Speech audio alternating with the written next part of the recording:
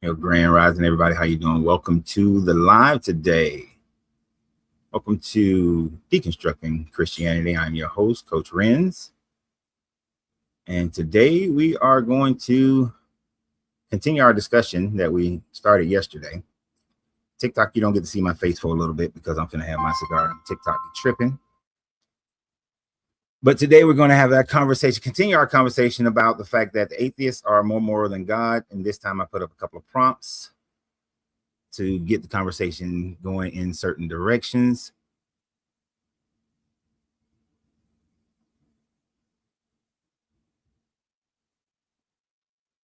Oh, let's remove that then. Had to make a change over here. All right, so we're going to continue to have this discussion. We're live today on TikTok, YouTube, and Facebook. Each one of them, Facebook and YouTube is right in front of me. TikTok is on my phone. Oh, hopefully we'll have some good guest conversations today to continue this discussion. And since, I'm having my cigar, so TikTok, they be trying to keep my numbers down.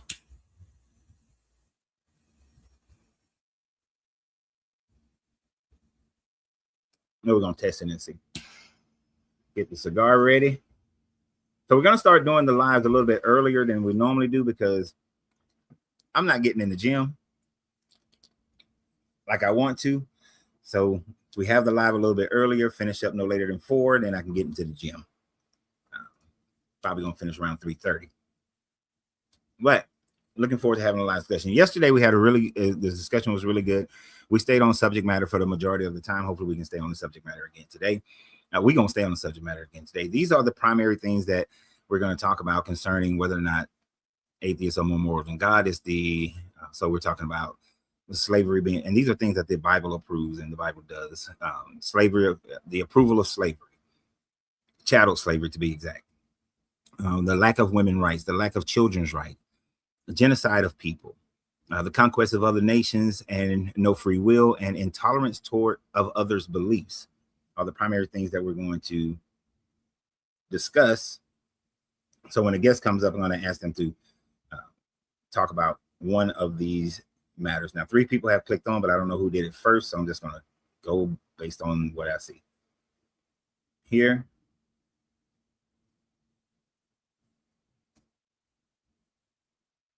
That was the first one. That was a comment.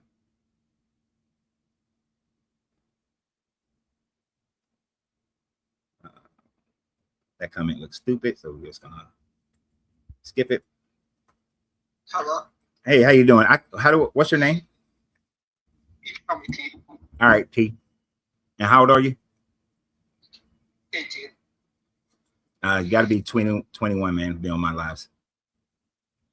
It doesn't say that on your prompt anywhere. It doesn't. Well, that doesn't matter. I'm telling you now. Okay.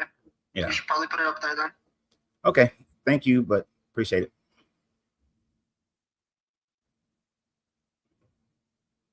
I really don't care that other people put that on their prompts. I don't put all the rules on my prompts.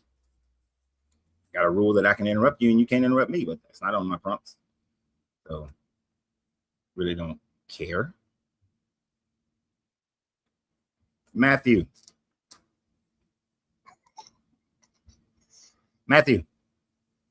So. All right, welcome. How old are you? 30. You said 30? Yeah. All right. And are you a believer in any God? Yeah, I'm a Christian. Can you speak up just a little bit for me? I'm a Christian here. Okay. All right. So what do you think? Which prompt would you like to talk about? You said slavery approved? I'm sorry. Say that again. You said it's slavery approved? Yes. Okay. So, yeah. So the Bible approves slavery. And today, our morality, for the majority of the world, we disapprove slavery. Okay. When you say slavery, what do you mean? I mean, chattel slavery, the owning of people as property. movable property, right? But so okay, I'm gonna posit that there's not the same type of slavery. That it's actually a form of indentured servitude because when you look at the Torah, right? Mm-hmm. The Torah is gonna prescribe in Deuteronomy 23, verse 15, that if a slave has taken refuge with you,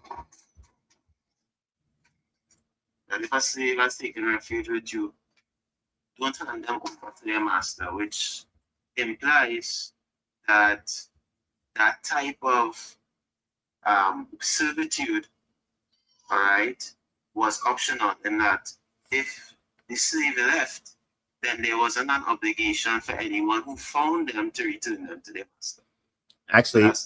Actually, that was part of some of the slave laws that were here in the Americas. When a slave ran away to a free state, they were under no obligation to return that slave to his master, even though they did allow for slave retrievers to come and take them back.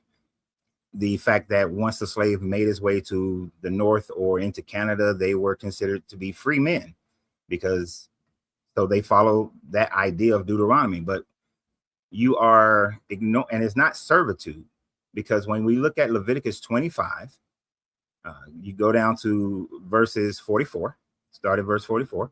As for your male and female slaves whom you may have, it is from the nations around you that you may acquire them male and female slaves. You may also acquire them from the aliens residing amongst you and from their families who are with you and have been born in your land, and they may be your property, which is chattel slavery. You may keep them as a possession for your children after you, for them to inherit as property. These you may treat as slaves, but as far as your fellow Israelites, no one shall rule over you as others with harshness. So how is that any different from the chattel slavery that occurred in closer to our time? Yeah, so you're gonna be from the United States, but I'm from the West Indies, right? So okay, it's no different in the West Indies. Yeah, under slavery in the West Indies, in the colonies, right, in the English colonies, you could not escape because slavery was lawful. You could not escape. You're focused on escape. That part right there, slavery ain't got nothing to do with escaping. In the West Indies, did the British own indigenous and African slaves as property and pass them down as their son to their inheritance? Yeah, but what's going to be the efficacy of that if I can just leave? Did they own them? Did they buy them? Did somebody bring them over and then exchange them for money or other properties? Of course, and it's like, okay, in the same way that you know about indentured servitude, right? So indentured servants were in the same way owned. No, they were not. No, they were not. Indentured servitude is when two people come to an agreement of a contract based on some type of indebtedness, and then after the contract ends, based on either the payback of the debt or a 7-year term. So it's like a contract worker. It is not property own you for the rest of your life. Those are two completely different scenarios. Okay, I agree. Okay. But my contention is going to be the usage of the word own, right? So the usage of, I'm sorry, wait a minute. The usage of the word what? Own. Okay. Ownership. Yeah, because if we're talking about ownership in terms of all right, like somebody whose property. My whole argument is this: if I really own you in the sense of, for example, like I purchase a piece of furniture, I can move that furniture anywhere I want. If that furniture is stolen from me, then it is my right to retrieve that furniture. That's what property means. So when there's this prescription in Deuteronomy 23 and verse 15 that if this slave leaves and the owner doesn't have the right to retrieve them, then my point is this, that the usage of the term property is not the same way we use the term property, because the word itself, property, loses its efficacy. That's my point. It doesn't lose its okay, it doesn't lose its efficacy because of this simple situation. Are you in the West Indies right now? Yeah. Okay. Oh shit, I don't know the law there. Let's say you were in Madagascar. Okay. Now, if I commit a financial crime, let's say I steal your money out of your bank account, and that money is your property, right? Yeah.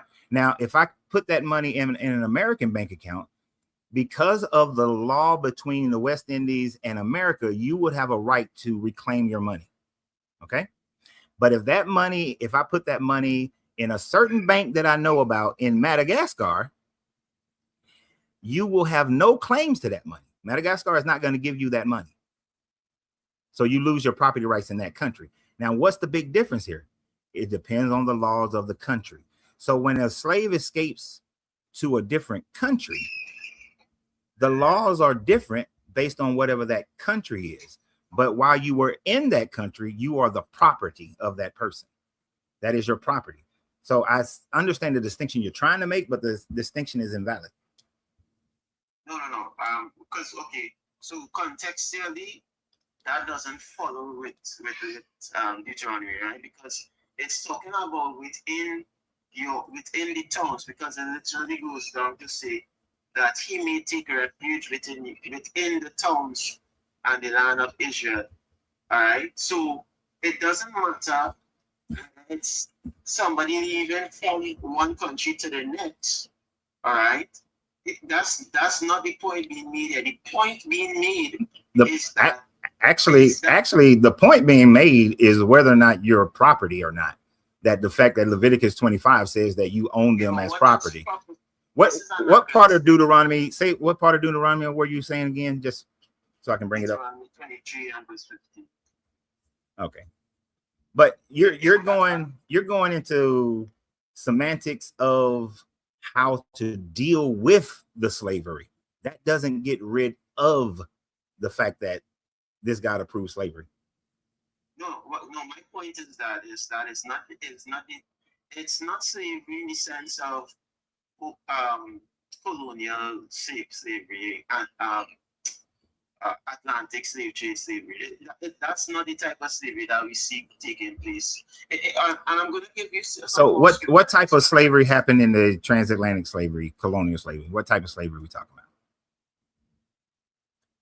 It's gonna be chattel slavery, but it's qualified, right? So it's different because we have to talk about the nuances that exist, especially when you're describing things that happened 3,000 years apart, right? So this is gonna be something that's taken place in the ancient world 3,000 years ago. It's very anachronistic to say that that colonial slavery is the same thing. For one, slavery was common all over the world. See, in the ancient world, slavery was common. What does that matter? The Bible didn't start slavery. He is just making prescriptions as to how, if one ought to have a slave, how we should treat that person. Which is condoning. He's condoning slavery. Yeah, but then when you say condoning, it's misleading, right? No, it's not. It's simple. It's condoning. If I allow somebody to use morphine in my house, I'm condoning it. Whether I brought it in, whether I gave it to him, I'm condoning the use of morphine in my house. Yeah, but that's the sound of us. When we're talking about slavery, right?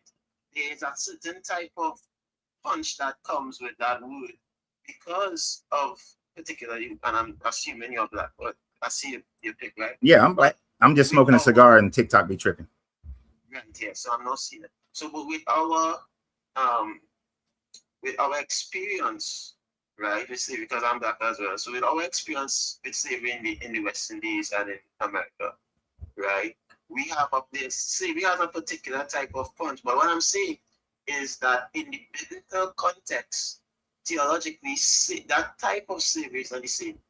And so you can't, it wouldn't have the negative connotation. What's the difference? That goes along. Yes, it does. If I'm going to show you if one person own another person, what's the difference? It doesn't matter what time frame is one person owning another person. I'm going to show you, because it's not just that a slave could have opted and left, right? And the owner couldn't just go and say, okay, I want back my slave, or go to retrieve the slave, which gives the sense or implies that you could quit. No, it does not.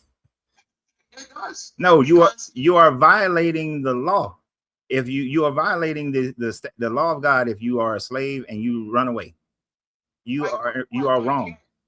Quite contrary to that, no, you're not violating. In fact, the law gives a prescription that if a slave escapes his master, the person who finds him, who he takes refuge with, doesn't have to return him. I don't even see. Where did you say that was that in Deuteronomy? Deuteronomy 22:15. Oh, you said 22. 23, sorry. Oh, 23? Yeah. Also, you read Leviticus, right? Yeah. So when you go to Leviticus 19 and verse 34, right? It also says that the stranger who dwells with you shall be unto you as one born among you, and thou shalt love him as thyself, for ye were strangers in the land of Egypt. So we get this sense in Leviticus that even though you can buy slaves from the neighboring nations, once they come into the land of Israel and they live amongst you, that you should treat them as a native born, and you should love them as you love yourself. All right? And God gives a prescription as to why. He says, this is because you were also strangers and slaves in the land of Egypt. So how Egypt treated with you as slaves, you shouldn't treat with your slaves. So that is why when we talk about slavery in the biblical times and in Levitical times, it's not the same. We were treated horribly. Okay. So treatment doesn't matter. Treatment doesn't matter. No. And we're going to get there, but treatment doesn't matter because it tells you that you can beat your slaves. That's why Leviticus 25 in that part about that I read ended with, you do not treat your fellow Israelite harshly as you would a slave, because it's identifying the difference between having an Israelite as an indentured servitude and having a person who is not an Israelite as a slave. Now, the mental gymnastics that because see, you're going through all these other different rigmaroles to try to justify it. If slavery wasn't condoned by this God as far as chattel slavery, and that's all we're talking about is chattel slavery. I'm not talking about how they were treated. It's about, did one person own another person and own them as property to pass them down? That's the simple definition of it. Then that person is a slave in the same way that it was chattel slavery throughout the rest of history. I'm saying no. I'm saying there's nuance. I'm saying that it's much more complicated. It's really not complicated at all. You're making it more complicated by trying to add in these different things to separate the slavery that I'm showing you the distinctions. And I don't, and your distinctions don't matter. Is my point. They do if your argument is efficacious. If you want to make a powerful argument, that when you use the term slavery, right, you want, because you're using it to get some type of rise out of people. So because what we understand about slavery is not what the Bible is talking about. So and that's my argument. So how were slaves treated in ancient times in the Bible. So again, so I'm going through it. I just mentioned Leviticus 19:34, where it says you should treat the stranger that's bought, you should treat them as one who is native born, right? You should love them as you love yourself, because you were strangers in the land of Egypt, i.e., you were slaves, because that's what they were in the land of Egypt. So it's God is saying, don't treat them like the Egyptians treated you when you were slaves. You should treat the stranger among you as one who is native born. That's So the where. No, disqualifies. No, it does not. No, what What verse was that? What verse was that in Leviticus 25? Leviticus 19:34. It comes before Oh, Leviticus 19. Leviticus 19. Let me jump to Leviticus 19 real quick here. Let me jump because Hey, the problem. Hold on, like you here for? I gotta go, man. But it was really Well, nice talking to you. Before you go there, the problem that you have with Leviticus 19 is that it is talking about the strangers who just live within your land. It is not talking about the ones you buy as slaves. That is a completely different. That's a completely different distinction of citizenship within the Israelite people. They're not talking about the ones you bought as slaves. They're just talking about strangers, aliens who live amongst you. Right. So that's like, does it not follow that if I buy a slave, they're gonna live amongst me and they're strangers? That's you're adding to it. You're adding to it. You're creating the loophole. You're creating the loophole in order to justify the fact that you want to remain Christian, but you don't want your God condoning the slavery that your ancestors and my ancestors went through. So it's a mental gymnastics of coping. You're coping. It's gonna logically follow. It does not.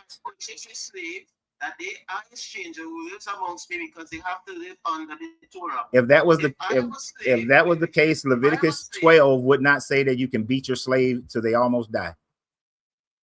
No, it doesn't say that. It says you can beat your slave, but if they die, you're gonna be guilty. If they die within a few days. So if they don't die within like a few days, then you're guilty. But if I beat the shit out of you, but you don't die, and next year you're still there, there's no punishment. So I can beat you.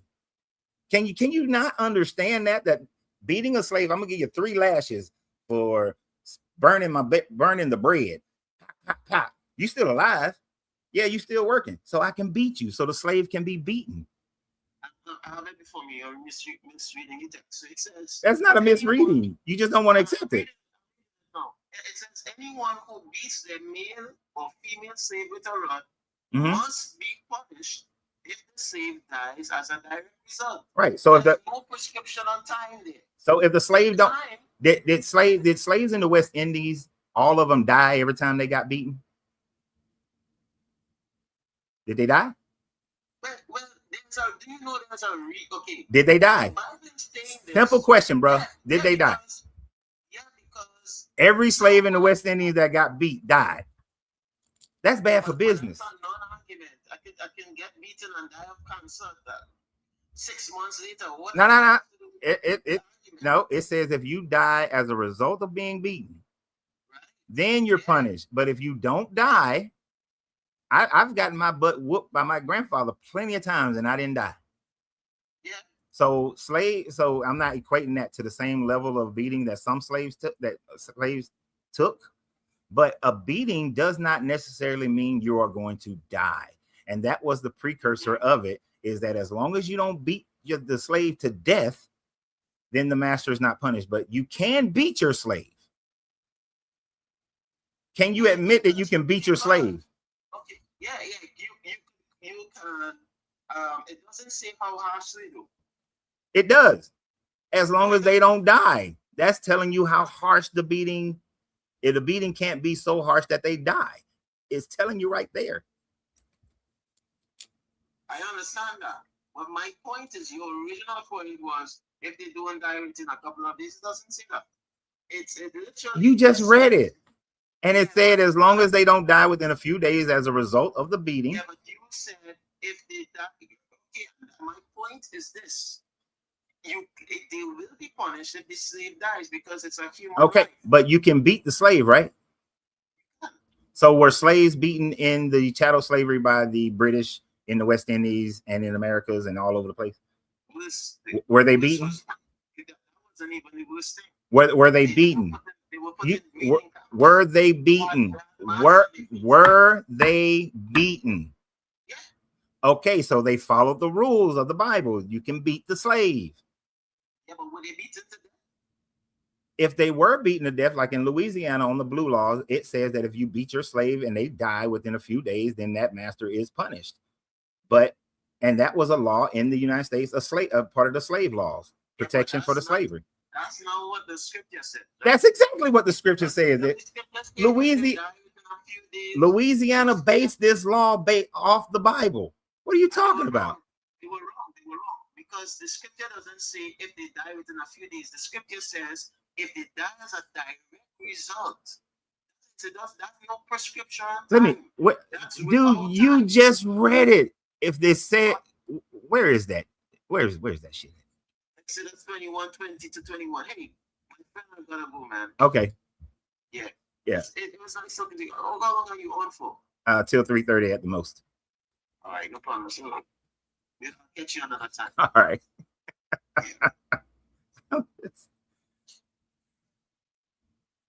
You know, I gotta say, I find it very disheartening when a person whose most recent ancestors, you know, if you're Caucasian and you're Irish and your family hasn't been through the violence of slavery in so many generations that it doesn't affect you, it really doesn't, you know, it's not there, you don't still see the effects of it, you know, that's one thing.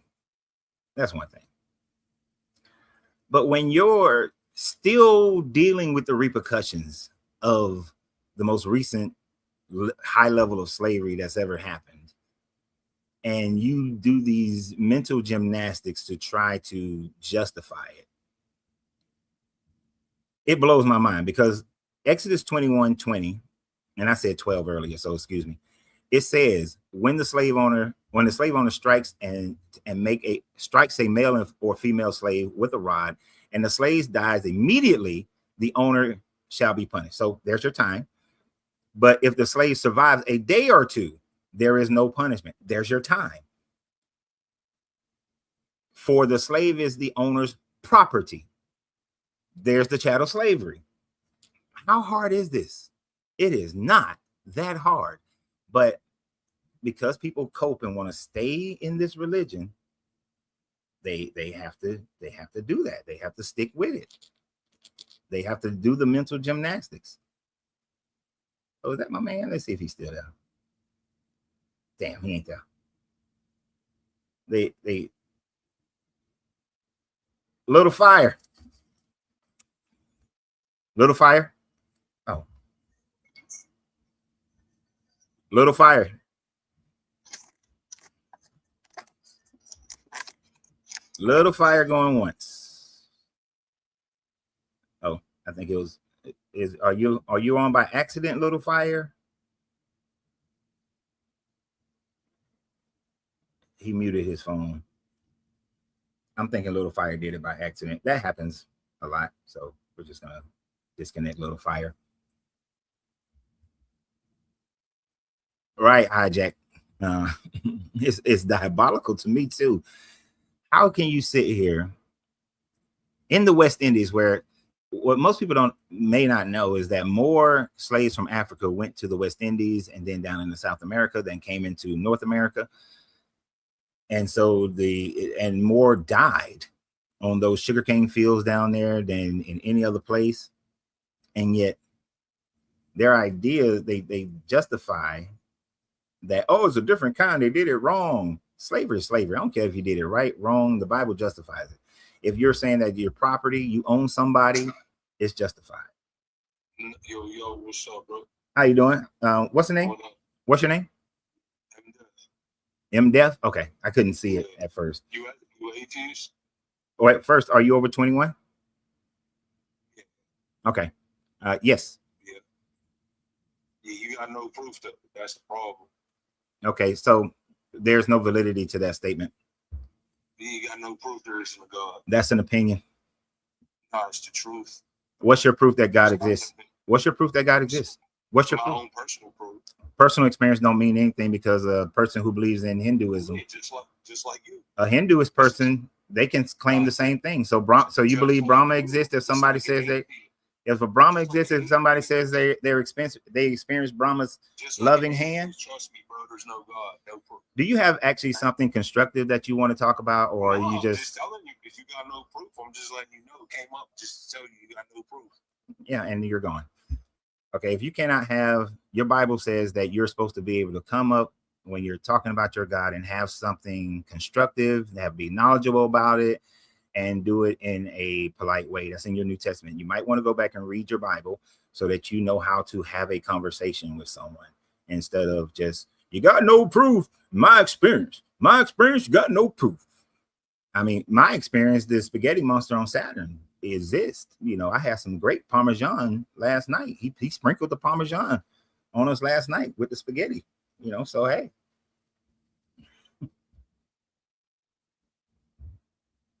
You know, I agree, Coppa.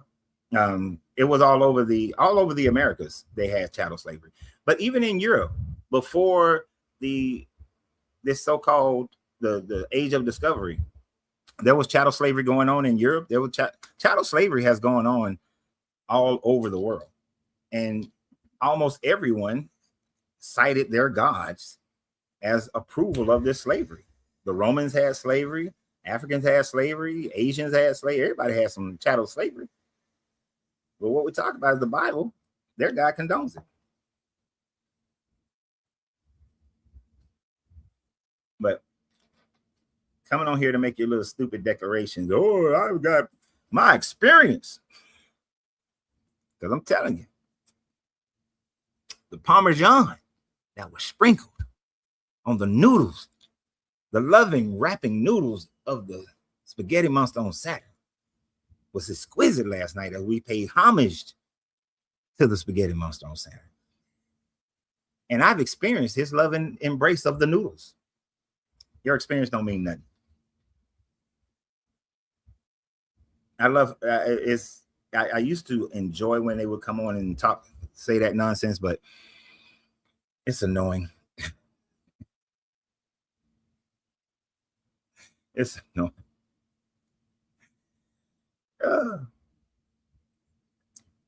But the lines are open for anyone who want to come up here, especially those who think that their God, that the God of the Bible or any God, is more moral than we are today, especially the God of the Bible. I'm really looking for these Bible believers. And that argument that they try to make that the slavery was different then than it is now, his idea of Deuteronomy, the first gentleman, not that second idiot, and that's what I'm gonna call him. When it's talking about you shall not return the owner's slave, this is when you are the Israelites and a slave from a foreign land comes into your land, and then they choose to live among you. You do not treat them, you don't send them back. This has nothing to do with Leviticus 25, as the gentleman was trying to say. Now, even if it did, it still does not negate Leviticus 25. Like, even if it did. So if this guy truly wanted slavery to be something that the Israelites don't do, then he could have just said, don't buy any slaves. But instead, he told them where to buy their slaves. Hey, man, buy your slaves from the foreigners. And don't enslave your fellow Hebrew, except there are exceptions for property slaving your fellow Hebrews. But when you property slave them, you still aren't supposed to treat them harshly as you would treat the alien slave. So it's like your Hebrew slaves will be the house slaves. So you don't treat them harshly. You don't beat them. But they still did slavery. So, this is really just, we're writing this book, and our culture today says slavery. So we're going to make our God say how we're supposed to do slavery and condone the slavery that we're doing. So like if a Bible was written today, it would probably, in the same, it'll be part of the 10 Commandments, probably. No man shall own another man. Because the Bible is just showing you what the morality of the people were at that time frame. That's all it's doing when it's talking about these things. The issue is that that mentality was carried forward for centuries. For an eon, it was carried forward until people stood up against it.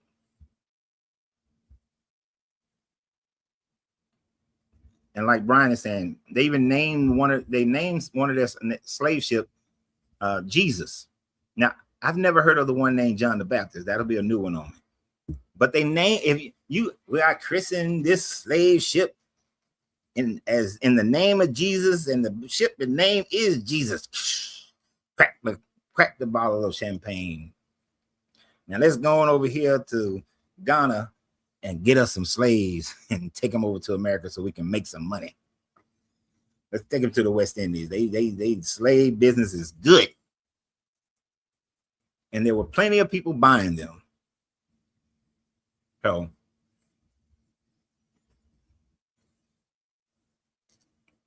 it's a horrible thing. But of course, we want to talk about some of the other subject matters as well. He said Jesus saying he's alive in Africa. People in Africa. Some of the antics that people are going, and this happens all over the place. People fall for stupid stuff. So I know some of the videos that we see that, you know, these pastors got people eating grass and kissing people in their booty hole and all that kind of stuff. The lengths that people will go in these beliefs are wild. But I think the saddest one is when your people only got this religion because somebody came in and conquered you. That's the only reason. If the Europeans hadn't conquered and colonized Africa, most Africans would not be Christian. If the Arabs hadn't came in and conquered in certain parts in northern Africa, there wouldn't be Muslims. They wouldn't be Muslims. If they never came to the Americas, people in the Americas wouldn't be Christian. You're only that because of conquering, because of conquest. The sword of life. Sword of life. Good afternoon. Are you over 21? Yes, sir. Cool. Good.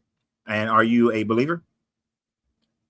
Yes, I think it's past believing. I think I'm at the stage of knowing. Okay.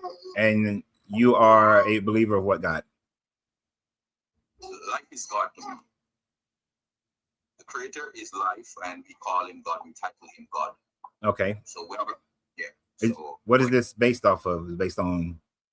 Oh, so the Almighty essence is what he is. So first he said, "My name is what I am." So his name is what it actually is referred as. And when you look at who the Almighty is, we title God is life. Okay, where did he say this?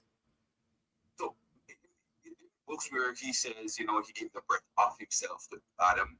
Okay, so so you believe in the God of the Bible? Yes. That's what I was getting at, man. Yes. So it's the Bible, because I got to have a basis of how you are and who you mean when you say God or Almighty. Okay, so you believe in the God of the Bible? Yes, I do. All right. And you think that the God of the Bible is moral? Of course, if we understand what morals is, and you look at his laws, it's definitely moral. We're talking about these up here. Do these show the morality of a moral God? Acts of punishment, yes. So slavery is chastisement for his children when they're disobedient. And when you look at women's right, if you give women too much right for marriage, hold on. Leviticus 25 has nothing to do with chastisement. Leviticus 25 just says that if you can buy your slaves from the foreigners, nobody's being chastised. This is just I'm making a purchase. Okay, all right. Yeah, so there are some people that you can't have. You have some people that have to serve people for things to go in one order. If you have 3 world power, 4 world power, you can have aggression within states. So let's say you have Israel would be the firstborn, who would be the head. The younger brothers then would be the one that serve him. They would build his infrastructure while he served the Almighty. Just as though you have children within your household where you give them chores. One do the house, one take care of this. One. So you're saying you got to have slaves? So and the Almighty refers to them as servants. No, it says slaves. Well, in some translation, some say slaves. In some translations, it's servants. Well, the use of the Hebrew word is slave. Well, in some translation, they say servants, but because but they're wrong. If you want to have a unified state, right, where everything's under one umbrella, you have some people that are good for building infrastructure. You have some people that are good for building in texts, and you have the Israelites who are there to serve the Almighty. What country you live in? Excuse me? What country do you live in? I live in the States. Do we have slaves in the States? Well, no. This is mankind order, and it's a disruptive order. It's chaotic right now. You said in order to have a unified nation, you got to have some slaves. No, but your country is not unified right now. It's quite divided. No, it's still unified. It's divided in more time in history than ever. Right before. No. The far right, no. The far right and the far left. No. You're on the precipice of civil war right now. But we've had a civil war. The country was more divided during the civil war than it was now. I think now you are closer to war than any time. But we're not there. But we're not. But we are so close that we're teetering to the Armageddon. Other than the civil war, this country has been unified for 250 years. But I'm saying to you, you're more so divided than ever right now. That has nothing to do with the fact that are closely where there may be a war among themselves. And if was a fifth, we'd all be drunk. That doesn't have nothing to do with the fact that your statement is that in order to have a unified country, you got to have some slaves. You have to have a leader. In everything, Nope. You have to have a head. I said slaves. I would say servants. You have to have some people that are good at infrastructure. You have to have. Are you a servant? I am a servant of the Almighty. No. We're talking about, you see, don't switch it. No, Are you a servant of America? I'm a servant. I just give you what I'm serving. I'm a servant of the Almighty. Are you a servant of the United States? I'm a servant of the Almighty God. So your whole statement about being a servant, in order to have a unified country, you got to have some servants. You want to retract that? The Almighty does not look at us as a country or a state. He looks at us as children, right? And he did say the children of Israel are the firstborn. This is facts, right? It's a fact that they say it. It ain't a fact of reality. No. So the Almighty is not in agreement with nothing that's going on currently within the states or within the states of the earth. He's never agreed with none of these things. Okay. He's in agreement of what he said is supposed to be done. Now, and when you look at you going like way off, my guy. I don't want to get off subject. Slavery. Why? Yeah. What prevents if your God can sit up there and say that you cannot have two different kinds of linen mixed together? He couldn't say that. No slavery. As I said, I don't think in the book I read it said servant. Book I read it said servant. What book you read? King James. King James. That's why it says servant, because the King James is one of the worst translation ever made. The King James is a terrible translation. Okay, so we are all children of light. Light get to choose whoever he wants to be and how he wants. This is Israel. This is his choice. Look, this is how you I care less about the preaching part of this, man. No, I'm not preaching. Because at the end of we're talking about these morals, we're talking about these situations that are up there on the screen, and that's where we're going to stay. You can talk about any one of those, but as far as this apostatizing, we're not doing any of that, because I could care less about what your God thinks or what your book says, as far as who is God and all that sorts of thing. So in anything, you have to have a hierarchy state. The whole thing has to be structured under hierarchism. Okay, so King James is a terrible translation. It says slaves. So are you saying that you got to have some slaves? Some versions would say slave, but it's not slave to me. In my book, I'm going to keep it exactly like what I say. Well, your book is wrong. If you actually looked at the translations, the Leviticus 25, 4 44 through 46, it says slaves. It's not, the correct translation is slave, not servants. And I think in King James it says bondmen, which is another term for slaves because you bought them. Let me go to the King James real quick. Where's the King James? King James Version. I love to adhere to what I see, and based upon the treatments and how the people are treated, I see servants is the same mannerisms and how you treat servants. I first see that he spoke of them to be slaves. In the King James Version, he had servants, and then he has the word slaves in there as well. In the King, so in King, different way he treats slaves. In the King, okay, he shows you he treats slaves in the King James Version. Okay, so in the King James Version, it says bondmen and bondwomen, bondmen and bondmaids, which thou shalt have, shall be of the heathens that are round about you. So it uses the term bondmen and bondmaids. Now, when he gets down to the, where is that at? Then it tells them not to treat them. Don't treat your fellow Israelites as harshly as you treat your bondmen and bondwomen. So it's the only difference in the treatment is based on whether or not they're of your tribe or not. Like I said, some people were made different from others. Some people have different chores. So some people are made to concentrate on certain different things.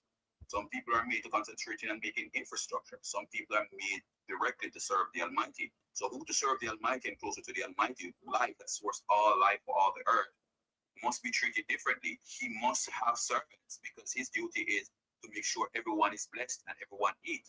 So the one that is closer to the Almighty must be the master of all the other nations. That's a logical fact. That's not a logical fact at all. You don't have to be over any other nation. You don't have to rule over people. You can. Opinions are some man's opinions. The Almighty opinion is no. Your opinion. That's not an opinion. That's a reality that you don't have. Does the Netherlands rule over Germany? No, hold on. No. Can I ask a question? In your household, right? You have children. Who give the order? Does your order stand in your house under your roof? Does my what? Does your rule that when you say something to your children, it should go right? Of course. Okay. So we are the children of life. Life tells us what to do. We must carry his order. So you saying the Israelites should rule over everybody in the world?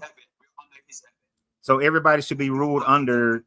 What life tells us. Everybody should be ruled. Everybody should be slaves under Israel. No, I said to you, if you want to classify that as yes, well, the Almighty said they're bond slaves, bondmaids. Yeah, slaves. The exact word. No, there's terms where he treats them. He treats the children of Israel like slaves. Until this day, they're still in slavery. They've been afflicted. They've been treated as slaves. They're different between and how. Okay, so the point. Different between slaves and servants. No, there is a difference between how you treat an Israelite servant than how you treat a slave. That's why even in your King James Version, in Leviticus 25, in your King James Version, it's in verse 46, it ends with, "But over your brethren, the children of Israel, you shall not rule one over another with rigor," meaning to not be harsh towards your fellow Israelites, but to the foreigners, you can be rough with them. I said that to him because if a servant were to lose his power, he would say free. That means you're not supposed to be treated. No. That part is referring to a fellow Israelite. If an Israelite servant, see what there's and it's talking about an Israelite servant, just like in Exodus, it's talking about a non-Israelite slave, and you can beat the shit out of them. But to an Israelite, you don't. Any servants. Nope. There's different. Respect the order of the Almighty, which is appropriate. Is what we have today. What we're complaining, what we have is not even close to perfection to what he is given. Okay. What he has given is purely perfect. Okay, so you are okay with slavery. That's fine. I'm not okay. I never said it was slavery. I said it was servitude. Okay. In that servitude, so what is it when one person owns another person? If I own you for life. If a person have worked where he had to be a servant because he put himself in a position to be a servant. If I own you for life, if I go and I buy you and now I own you and I can pass you down to my son Lincoln, then what are you? No, I think for only 7 years. 7 years. That is Israelite to Israelite that is spoken about in Leviticus 25 around 34, 35. In 44, it is of the foreigners and the foreigners who live amongst you. You may buy your slaves, own them as property, and pass them down to your sons as inheritances. That's totally separate. There's nothing wrong with that. So there's nothing wrong with slavery in your mind. I never said it was slavery. I never said that was slavery. I said there's nothing wrong with having servants. So if I buy you, there's nothing wrong with that. But you can't buy me. No, that's what it says in Leviticus 25. No, you can't steal a man and buy a man. If a man have put himself into a position to that become a servant, has nothing to do. Dude, you have spoils. Bro, spoils. you sound like a grown man. So I'm gonna assume that you have clarity and understand that words mean words. So when it says that as for your male and female slaves whom you may have, it is from the nations around you that you may acquire male and female slaves. You may also acquire them from among the aliens residing with you, from the families who are with you, have been born. Oh, damn, it still caught me with my cigar. Who have been born in your land. They may be your property. You may keep them as a possession for your children after you, for them to inherit as property. So you are okay with that.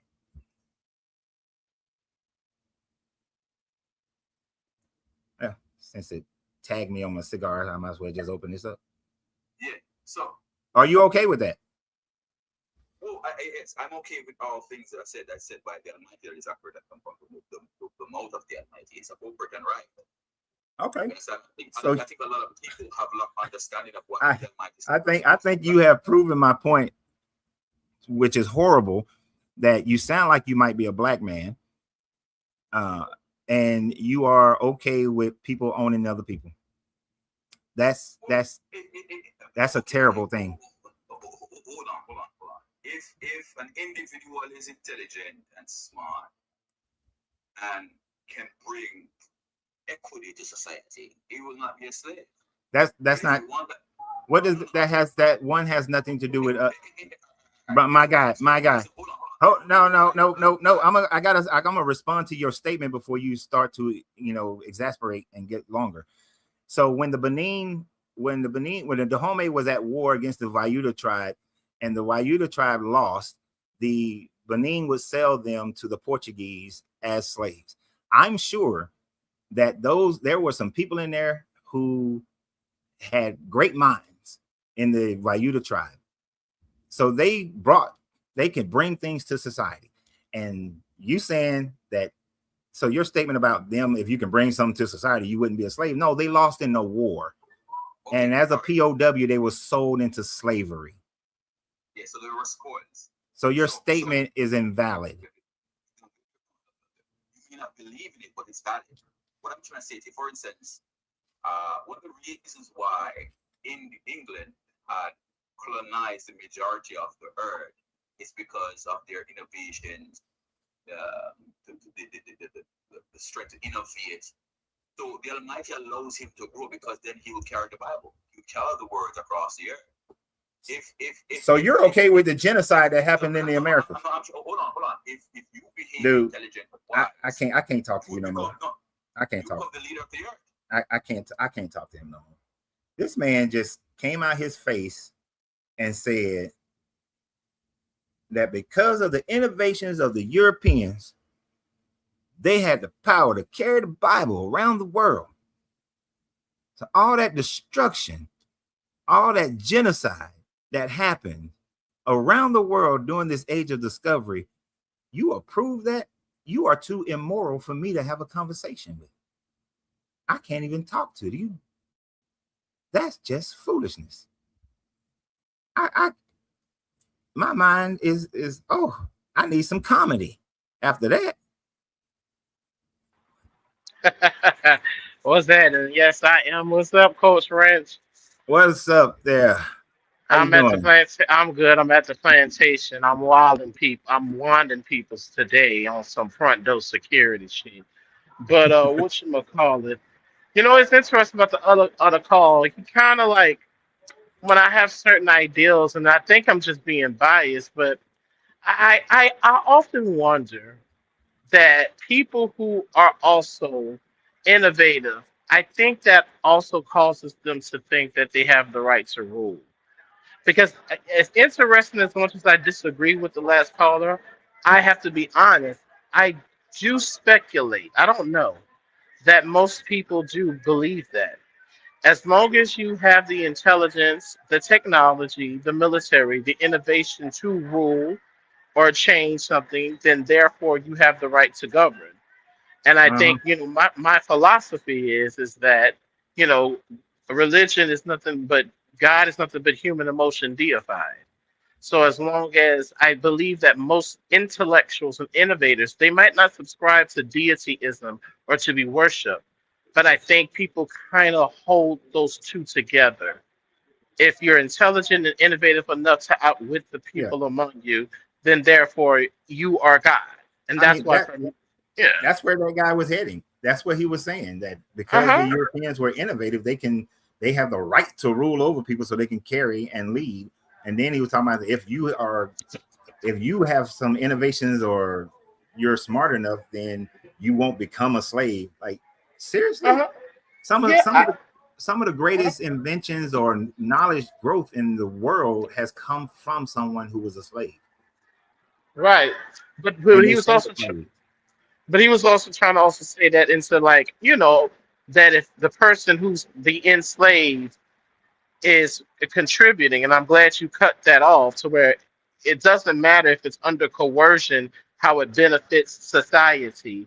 It's being built off of the backs of someone else disenfranchisement. It doesn't matter how much more convenient it makes other people's lives. You know what I mean? Mm-hmm.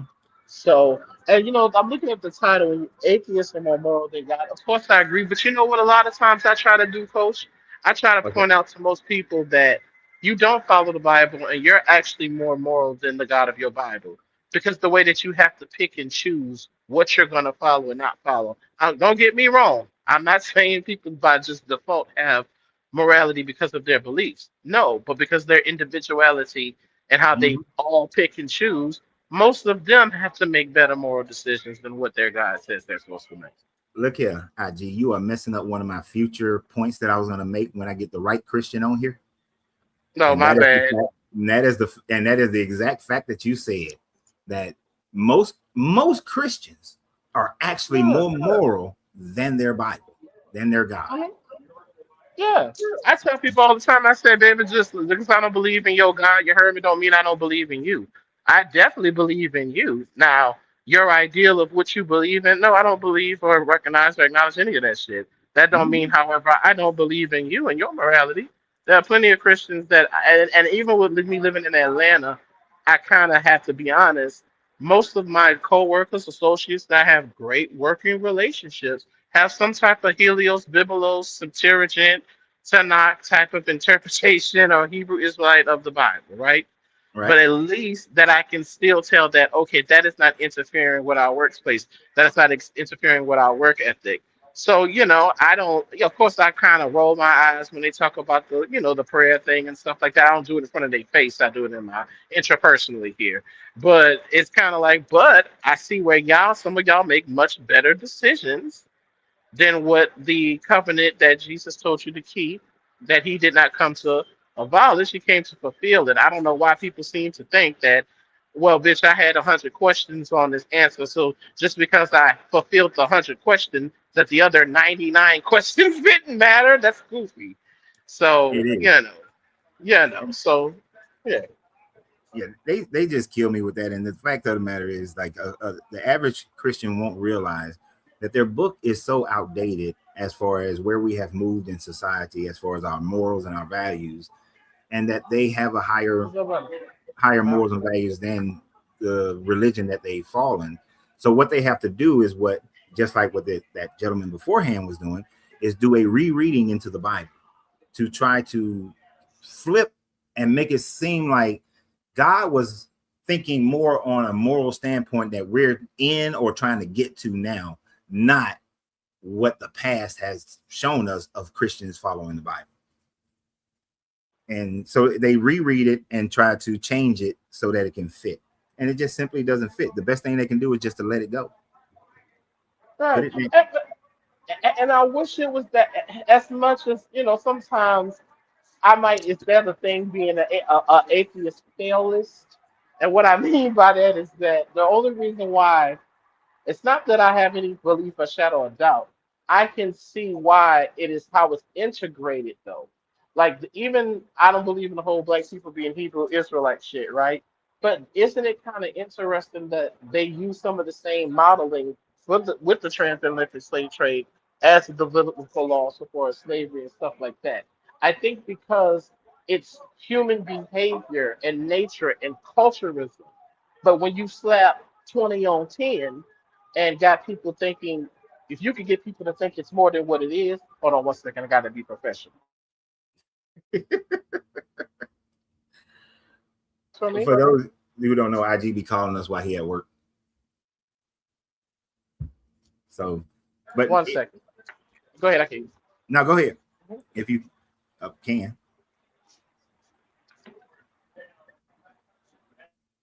You know, he not moving. Oh, he's still talking to them people. Let me see some of these comments. Oh, wow. IG is I'm black.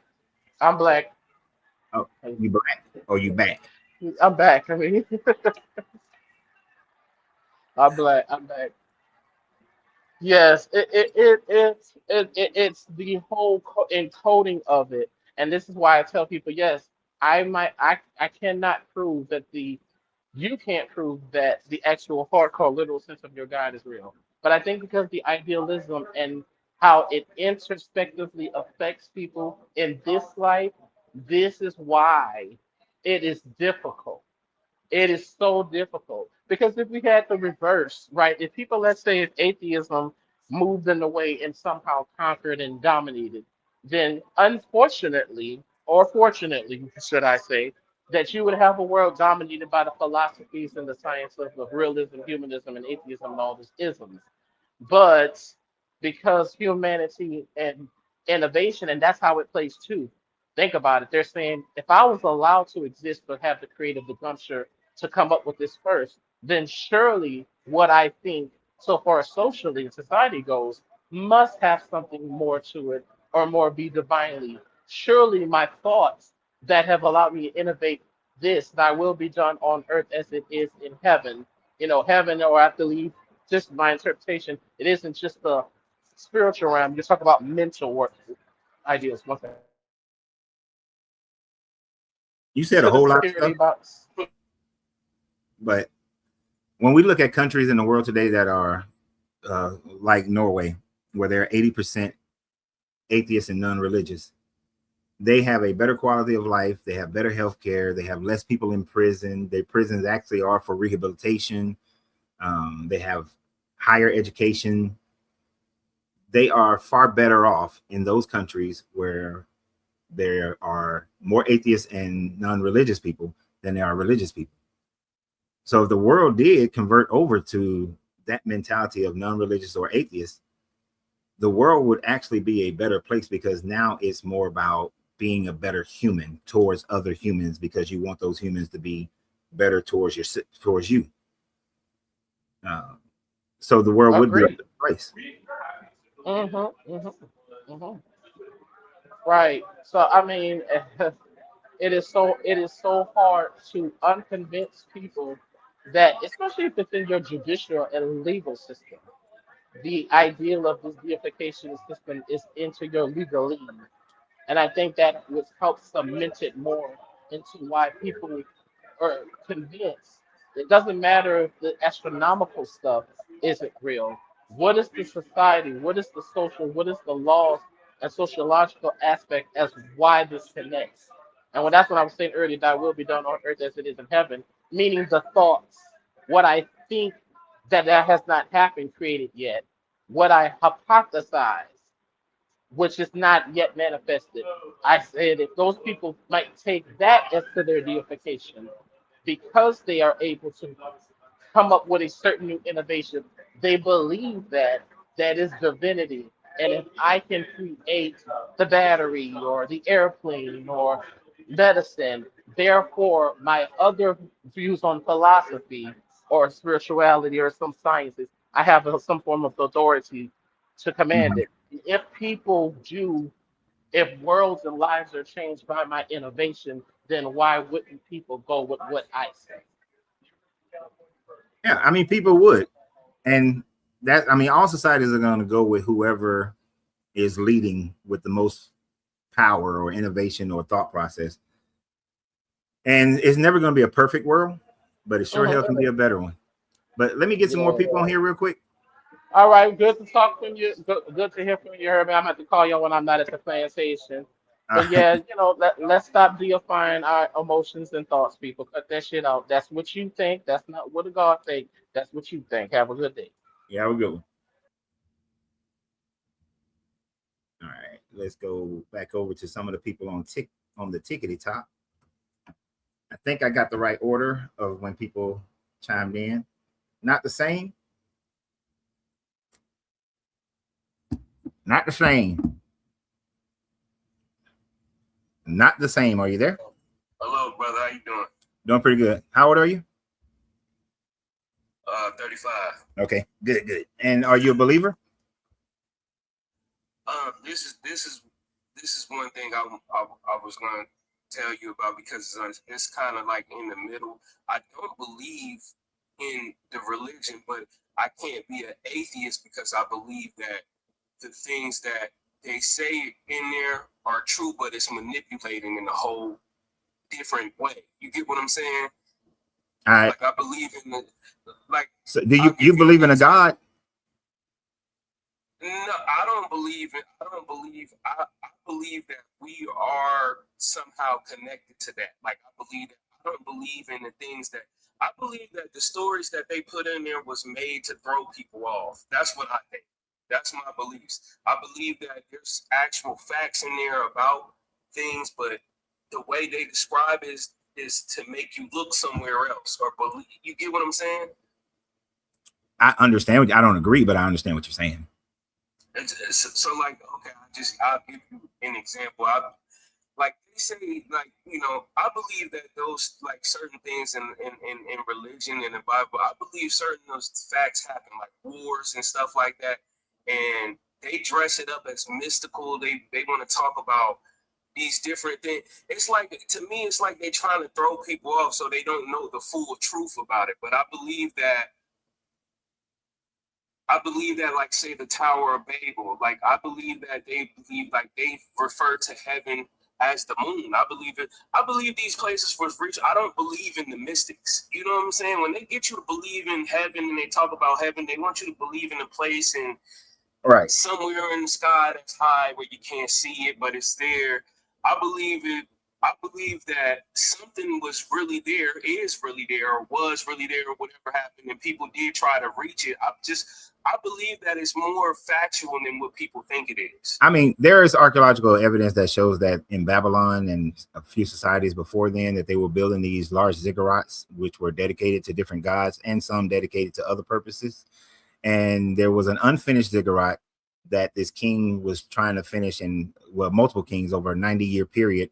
And it was still unfinished when the Israelites were in Babylon. And so they created this whole story as propaganda towards the Babylonians when they were freed. That's like the leading non-religious thought process on that, because we do find those things. Now, you're right. As far as, I agree that they add these mysticisms to them, but the mysticism wasn't necessarily to throw people off as much as they were just trying to create a religion for themselves, a base of pride for themselves. But why would they do that if they was trying to do it for itself, like why would they need a whole following? It's like they want the whole world to believe. You get what I'm saying? It's not like it's like think about they the didn't wars. actually, when they wrote this, they didn't really give a damn about the whole world believing it, because one, they didn't know the whole world exists, but for them, they were henotheistic. They believed that their God exists, but their God was just for them to worship, but everybody else's God existed as well. So they weren't trying to get other people to follow their God. They were just like, you follow yours, I'll follow mine. Okay. And then later on, they had when I think about it, later on they had the Crusades. Yeah. Now when Rome took over, that's different. Rome was forcing people to, we're gonna make everybody be Christian. And then the Europeans did the same thing in their age of discovery, and so on and so forth. So it took on a different light when the Romans did it. Because even Jewish people today, people who practice Judaism, they don't try to recruit. Correct. Yeah.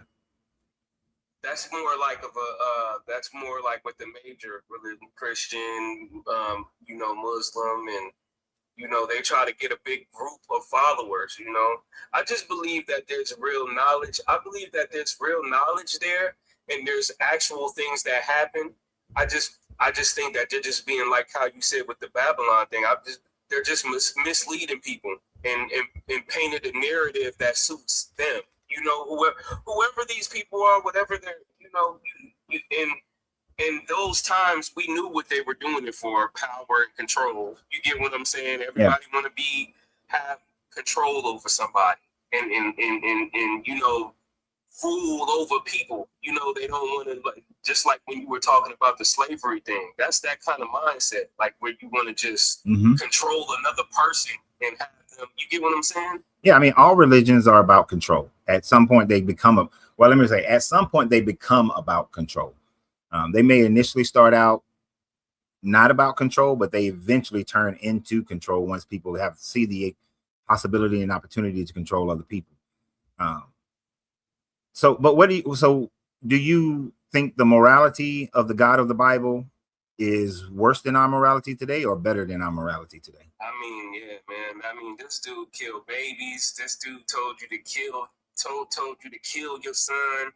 He told you that. I mean, like, all the things, that doesn't sound like a person that loves people.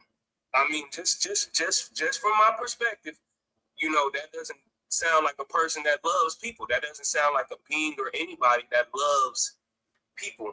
It sounds like they just want to use fear to control people. Mm-hmm.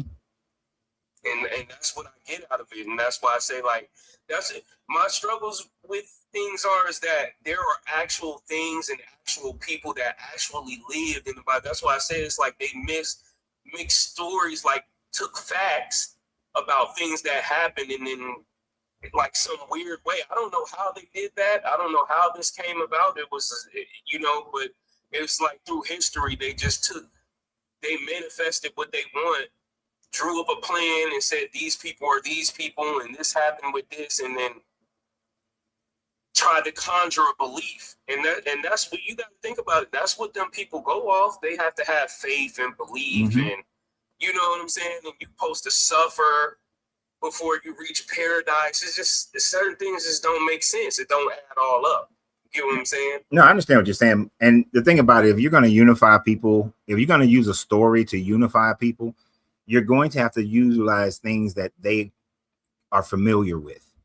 So, or even if you're just creating a story just for people to buy your story, like this is why Spider-Man is in New York, so that people can identify that, oh, I'm familiar with New York, so now I'm going to read the fantasy part of this story. So these people were, okay, we live in the Levant. We know about these Canaanites and these Hittites and Jebusites. We know about the Babylonians. So we're going to write stories that are about those people, where we're going to inject those people and those places into our story so that the people will say, oh, this place is real. Jerusalem is real. It was seized by the Assyrians, and Hezekiah fought against that. And even though every other city in northern Israel was losing, Hezekiah was able to maintain because an angel killed 180 of Sennacherib's troops.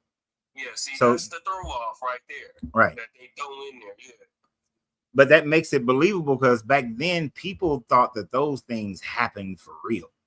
Like we know Spider-Man and Captain America wasn't helping during 9/11. We know that.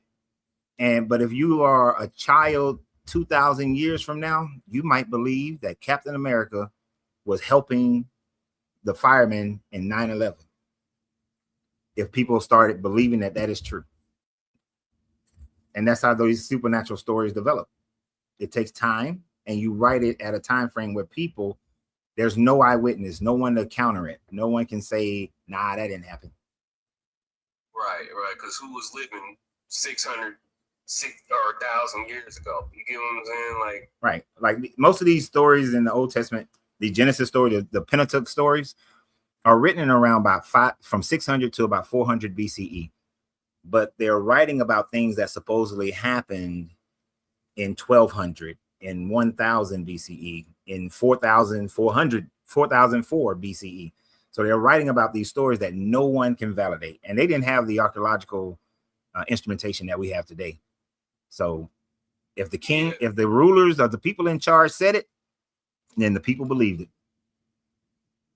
So just looking at it and just seeing these certain things that stick out,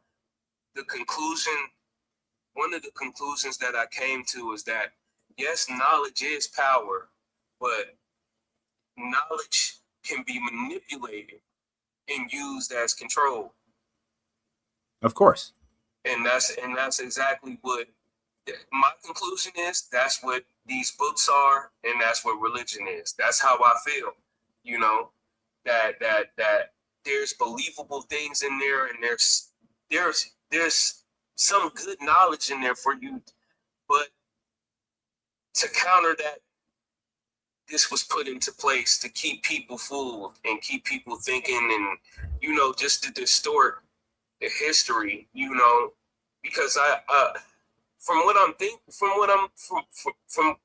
my point of view, history is powerful. Knowing the truth about history is powerful, and that's why that these certain people try to control that. You get what I'm saying? The narratives.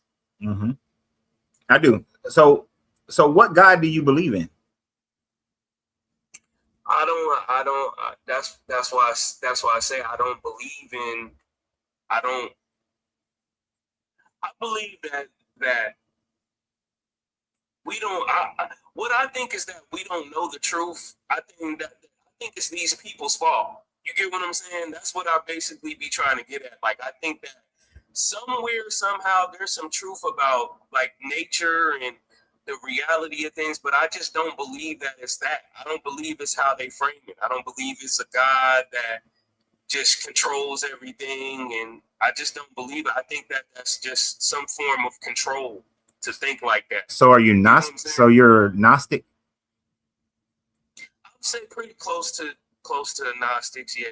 Okay, so your thought process is there's this God who created everything, but he ain't down here Geppetto. He ain't Geppetto and everybody pulling strings and shit. Yeah, my thought is that there's creation. There's some type of source of creation, but I just don't know what it is. And I can be honest and say that. No, that's an understatement. I mean, I don't know how all energy in the universe started, and to me, there is no start, because we can see energy just transmuting from one source to another source, and energy is not created or destroyed, so it's just always been. Probably never gonna know if there was some type of antimatter matter collision that created everything, but I don't think that there was a conscious being that said, I think I want to make the universe, and I'm gonna make it like this, and I'm gonna put these rules and laws of the universe of physics, and let's just see what happens. I don't think that happened either, because I don't see any evidence of some type of purposeful creation. Some creation that was done on purpose. Yeah. But just energy transmuting from one form to another, and depending upon all the elemental things that happen around any particular area, then life started here. And there's mathematically, there should be life on hundreds of millions of planets throughout our known universe. That's just our known universe. I ain't talking about beyond that.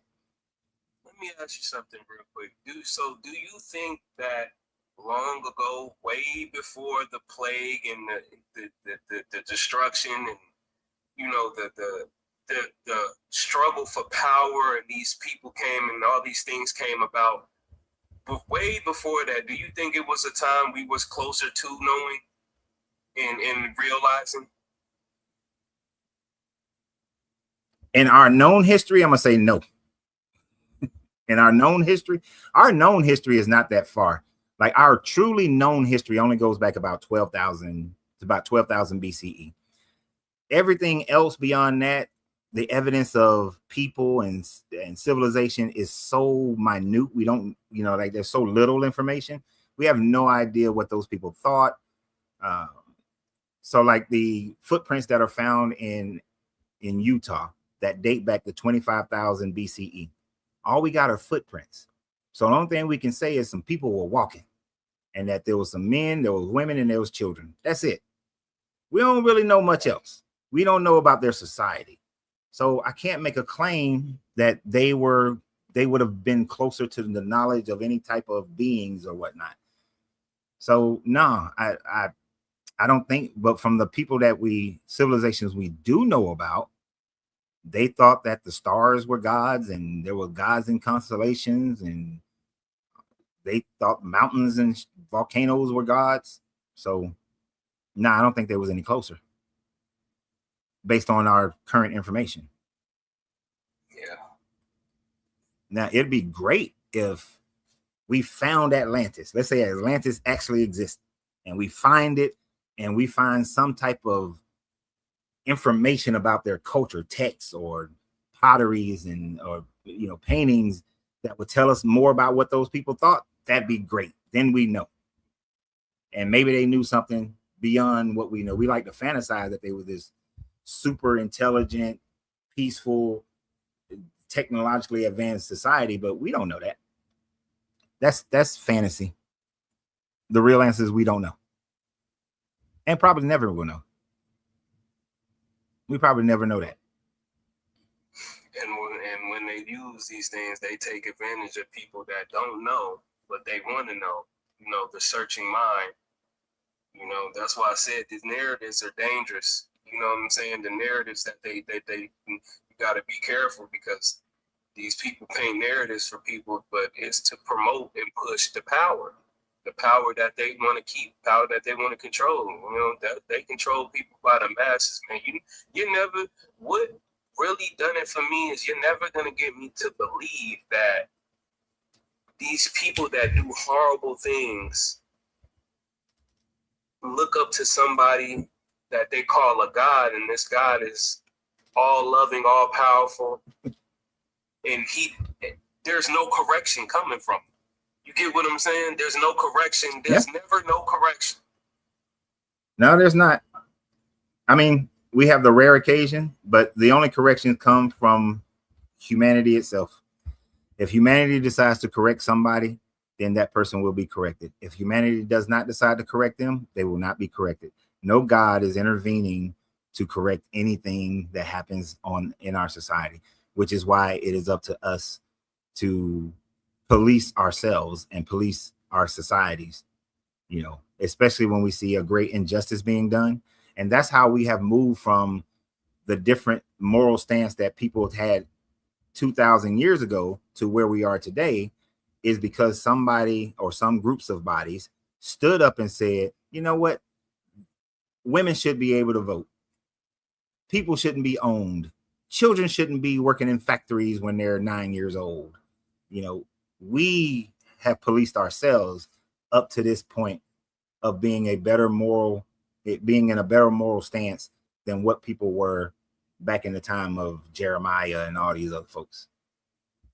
And hopefully we'll continue to progress and not regress, because we can regress. It's possible. Yeah, trial and error. Yeah. I mean, it's hard. It's, we have got, I feel like we've come a long way, but I feel like that that power struggle is still there. They're still using it. I mean, look at the wars going on now. They want to call this. They use religion to do this stuff. Yeah, it'll always be You there. know that they're using religion right now and calling it a godly war to harm and kill people. Yeah, and it's just like it'll always be there. We won't ever get rid of that. I don't think we won't get to a point where that's going. I don't think. But that should be enough. I feel like that should be enough to let people know that they shouldn't follow behind that. You know what I'm saying? Humans are stupid. They're using the Christian narrative. They're using the Jewish narrative. They're using all these narratives. People as a group can be really stupid. So that's a hard. As an individual, a person can be smart, but as a group, people can get real dumb in a group.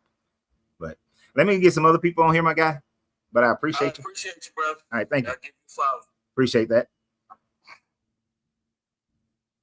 I'm trying to keep everybody to a certain time limit. I'm thinking that I'm getting everybody in the right order here. Marvin, I think is what they say. I need to look at these names before I click it. You there, Marvin? Marvin? Oh, maybe Marvin hit it by accident. I think Daniel was next. Daniel's gone. Then I think Marshall was before Jartis. So let's do Marshall. Marshall is not there anymore. Let's see, is Jartis is here. Jartis is not there. All right. We're back to an empty slot. The waiting room is empty now. So if you want to jump on, this is the perfect time to jump on. I saw some people. One person was saying that who sent Abraham Lincoln? Abraham Lincoln was a product of his culture. And if he could have saved the Union without slavery, without ending slavery, he would have. And that's it from his exact words. Insidious. You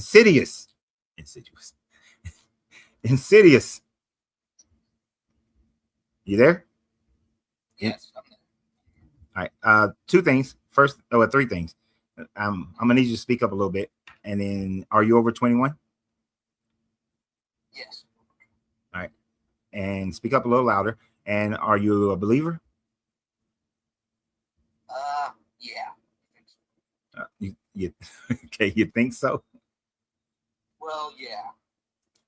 So do you believe in what God do you believe in? You think you believe in? The Christian God. Okay. The Abrahamic God. Okay, so why do you think so? You have doubts? Well, because obviously he's never spoken to me, so I can't be 100% sure. Okay. All right. That's very honest. Normally don't hear people saying that one.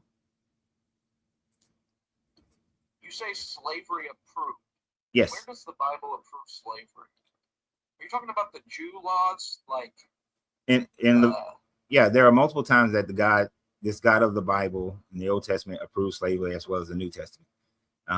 One of the main ones that I focus on is Leviticus 25, verse 44 through 46, where he tells them that that of their male and female slaves to go to buy them from the foreigners who are around them and who live amongst them, and that you own them as property and you pass them down to your sons, and that you can treat them harshly, but don't treat your fellow Israelites harsh. Yeah, I don't really like. I'm not going to pretend that I like their weird Jewish laws. Although then again, those weird little rules, like how they can't eat anything, can't eat pork and shit, that was supposed to be sort of solved by, I think the idea is that Jesus, he was the ultimate sacrifice. So that's why they don't have to follow those weird rules anymore. Actually, that's more of a doctrinal thing that once the Romans took over, that they changed because they knew, because the writers, like the people like the Paul, they knew that the Romans were not going to accept following Jewish laws. So they wrote things in there that kind of swerve people away from it by utilizing some Old Testament stuff and misutilizing some of the Old Testament stuff, like in Jeremiah. But Paul still is okay with the slavery because he tells a slave Ananias, he tells them to go back to your master, and so still be a slave. He just tells the master, you and your slave are both Christians, so treat him like a Christian, even though he's still your slave. So even in your New Testament, you still got Paul approving slavery, and if Paul's supposed to be inspired by God, it's still the inspiration is still on tap. Now, as far as the other laws, Jesus says that you're supposed to follow that law. Well, is that him approving of slavery, or is that just him telling you how to treat your slaves if you have them? That's approving it. Yeah, that's still approving. I think there's a difference. Okay, so example I used earlier today was that if I tell somebody who, let's say my daughter is in my house, and I said, well, if you're going to use the morphine, you're using morphine. If you're going to do it, make sure your needles are clean, and you don't tie your arm off too tight, and use this kind of spoon. I'm still approving what she's doing by giving her rules of how to do it. Because if I didn't want her to do it, I just say, you can't do this in my house. What if your daughter, or what if somebody was trying to, for example, somebody you don't like is having sex with your daughter? Mm-hmm. You might tell your daughter, you need to use protection when you're with him, because you can't stop it. You can't stop your daughter from having sex. That's a better. But see, here's the problem with that. God is supposed to be ultimate rule, all powerful, all knowing. I, as smart as I think I am, know exactly how dumb I am. Meaning that I know how much information I don't know. I know it's how far the extent of my power goes. God is supposed to be omnipotent. His power goes beyond anything. If I was God, I had God power, then I would tell my daughter, no, you're not having sex, period. Don't have it. I wouldn't tell her, well, just use protection. Yeah, I know you're having sex with this guy. It'd be like, no, don't have sex. Well, Paul isn't God. But Paul is supposedly being inspired by God. Do you think that his writings are inspired by God, or just this is what Paul thinks? I think they're inspired by God. Then it's God. Because Paul actually tells you when something is of his own opinion. All right. I don't really hate you. I hate most people I go to talk to. So I'm going to find somebody I don't like. All right. Okay. That would not be very Christian of you. Thank you for letting me come up here. All right. Appreciate it.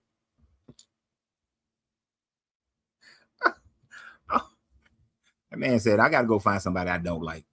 I like you, but I'm going to go find some people I don't like. Real quick, let me thank everybody who's a member of the... I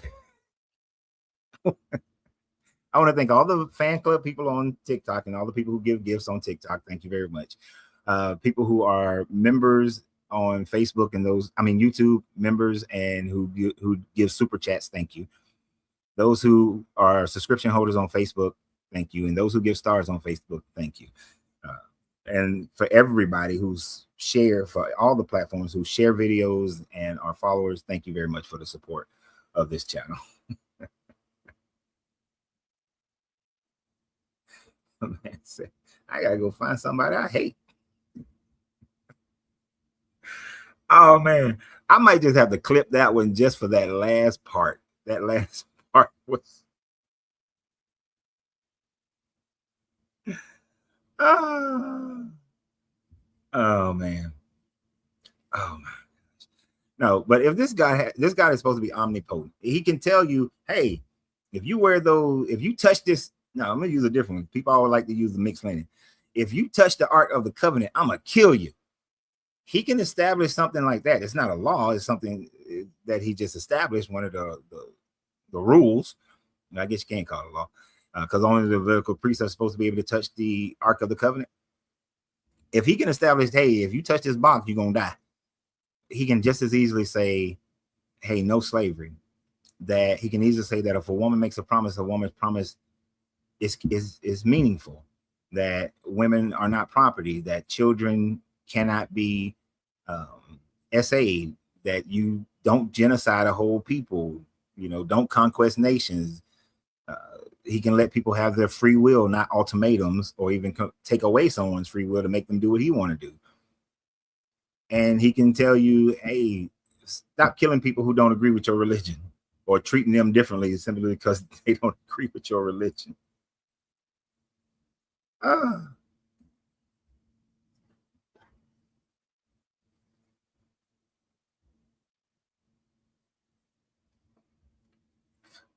You are Samson, young and black and Samson. All three are desirable. Please let me or somebody to help. I don't even know what that means. I'm not sure what you're talking about. Okay. Thank you everybody for hearting up the TikTok. I need that TikTok hearted up because, you know, the whiners will get you banned on TikTok. I think they've gotten better with not doing that as much, but it's, oh man. Why don't Jesus ever teach well-being? Yeah, he really doesn't teach anything about well-being. And basically, just do whatever the government tells you to do. Pray for the government. That was Paul who said that. Yeah, these beliefs, I mean, the Jesus character calls the Canaanite woman a dog, and first is like, I ain't helping you because you're a dog. And then when the lady said, yes, I am a dog, but I can get your crumbs. Okay, you know what? You know that you're a dog, so I'm going to let you.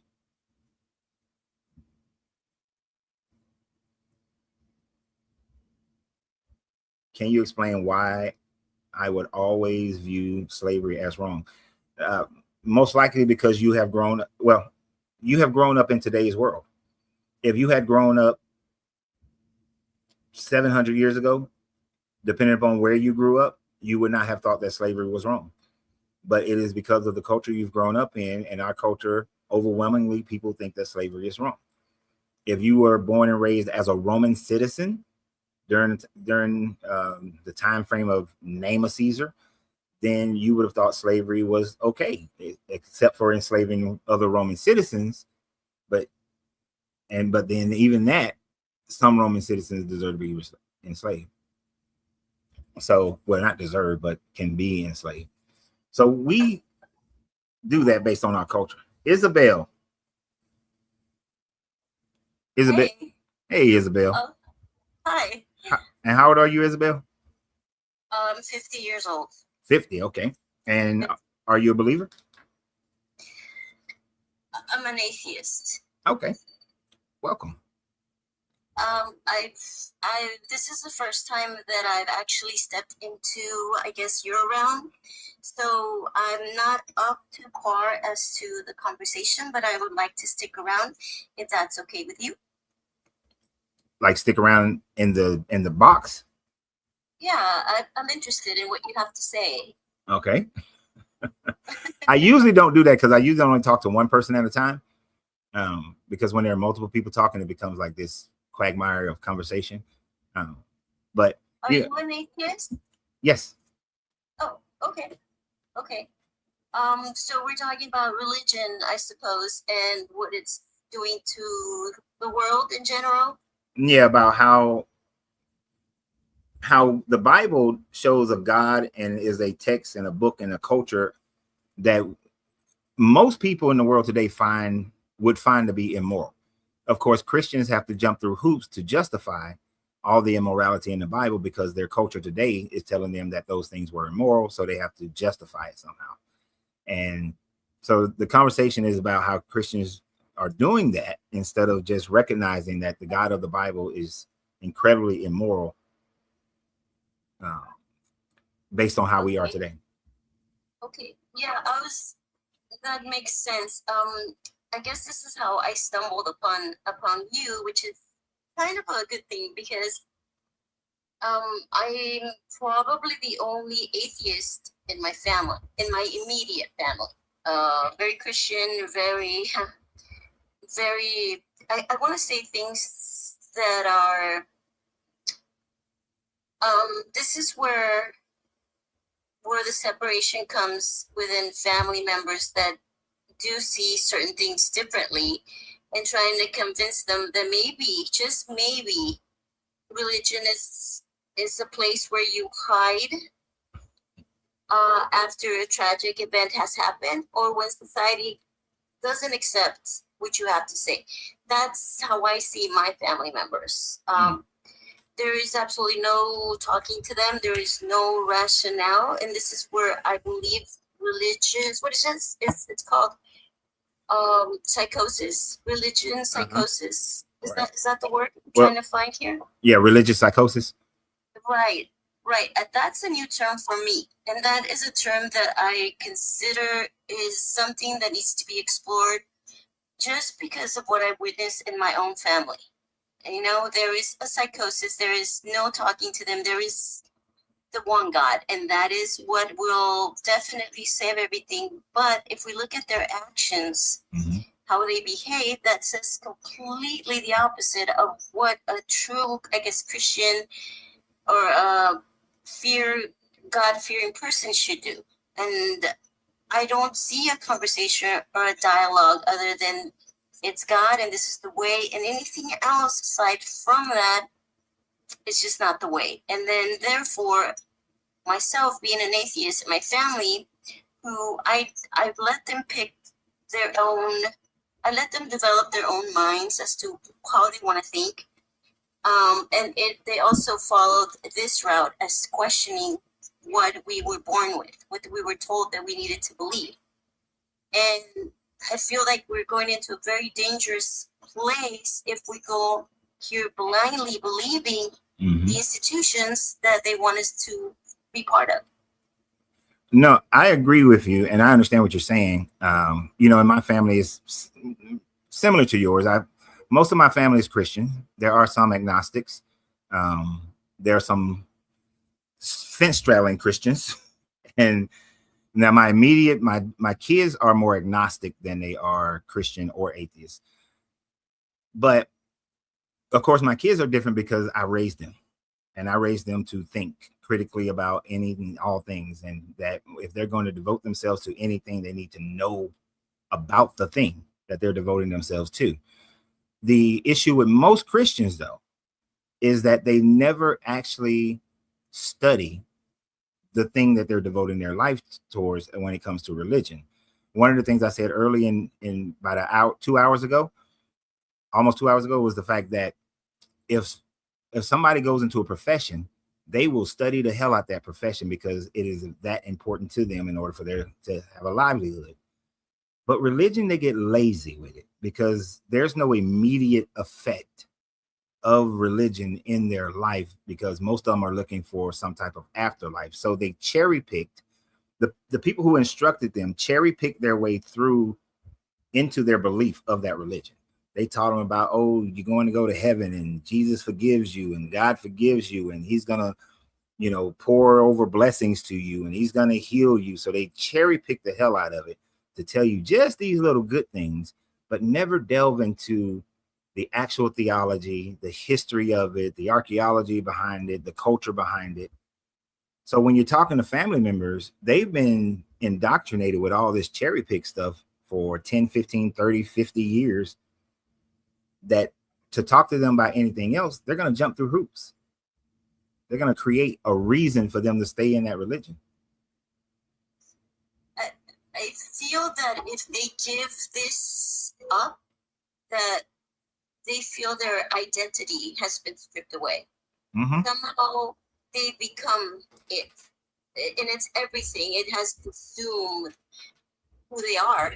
And it's quite frightening, to be blunt about it. It's frightening to see that change. And here as we move forward with this, I don't see how we're able to reach people if we can't if we can't just communicate about maybe perhaps that's just not the right way. I feel their whole life and existence will crumble.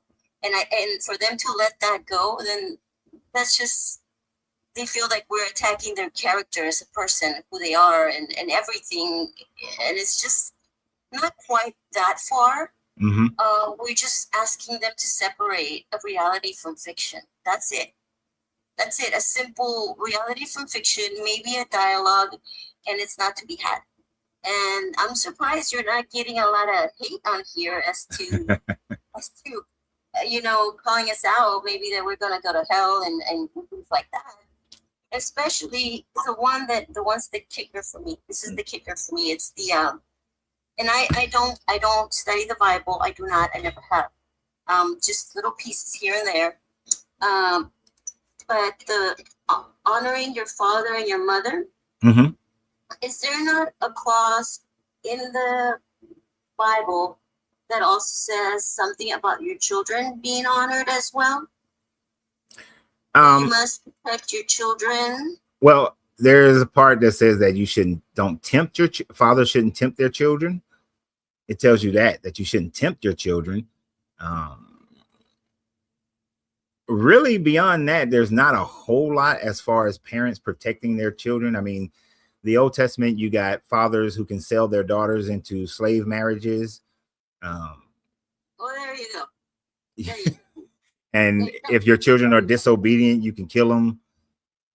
It's more about the male than it is about anything else. The male Israelite is more concerned about their well-being than anyone else's. Not so much about protecting your other family members. So, it's not a whole lot. You just got, not a lot at all. Corey says, how can you criticize something that you know nothing about? I know something about it. I know that if this God says, and it's almighty, he has not been here. So your God, in essence, is failing you. It's asking you to do something here and now to provide you with something when you're dead. Right. When you're dead, not when you're here. He created this mess for you so you can endure it. And if you don't follow him and his rule, he will punish you when you die. Yeah. And if you do follow him, he will praise you when you're dead. Dead. No heartbeat, no pulse. How does that even make sense to anyone? You know what? I wouldn't even get overly caught up with that comment that Corey made there, because they're on the same way that you got a bunch of Christians who've never researched, studied, or even read this book, and they are devoted Christians. You got atheists who just read cherry picked about as much as what the Christians have, and they said, "Oh, hell no, I'm not doing that." I mean, I know a dude who is an atheist. He's atheist because he only read the birth narratives of the Jesus character and the resurrection narratives of the Jesus character, saw all them contradictions, and was like, "Nah, I'm good." Didn't even need to go farther than that. Was like, "I'm good. I don't even need to read the rest of this thing because I already see the contradictions and the lies, so it can't be true."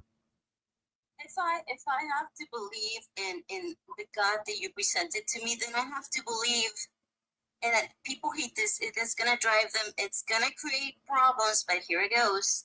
If I have to believe in a man in the sky, then I have to believe in the tooth fairy.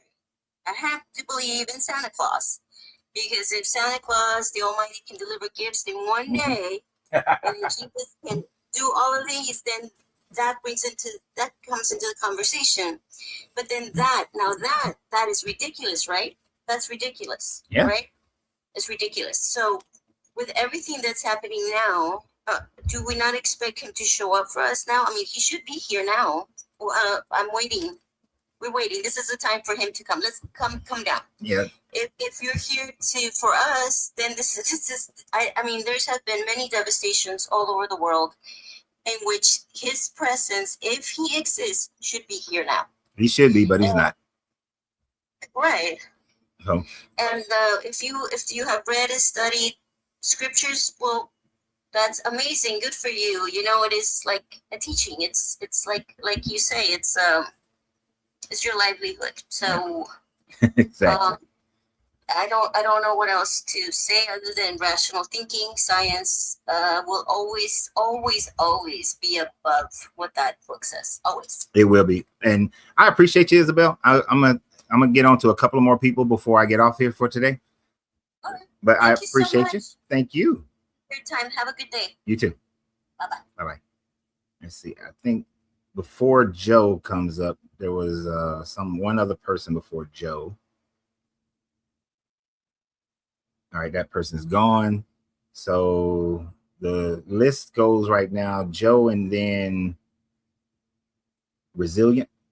So I'm gonna go Joe over here on, and then Joe. Yes. How you doing? Are you over 21? Oh, well, you're 40. on Facebook, you're YouTube, so it don't matter. Okay. Are you a believer? Yes. In what God? Christianity. Okay. Can I ask you a question? Sure. Why should I view slavery as always wrong? Why should you view it as wrong? A person owning another sentient person is. Why should I view it as always wrong? I could give you certain circumstances where I absolutely approve of forced labor. Okay. What's your example of when slavery should be okay? Prison. What did you say? I couldn't hear you. The individuals that break the law and go to prison, they should be forced to labor. No, I disagree with forced labor in prisons. Why should that are you an American? Why should I? Why? Are you an American? Why? Are you an American? Joe. Can you give me a reason, or is it just your preference? Are you an American? Can you give me a reason, or is it just your preference? Look, you want me to answer your question, just answer my question, then I'll answer your questions. I mean, that's how my conversations work.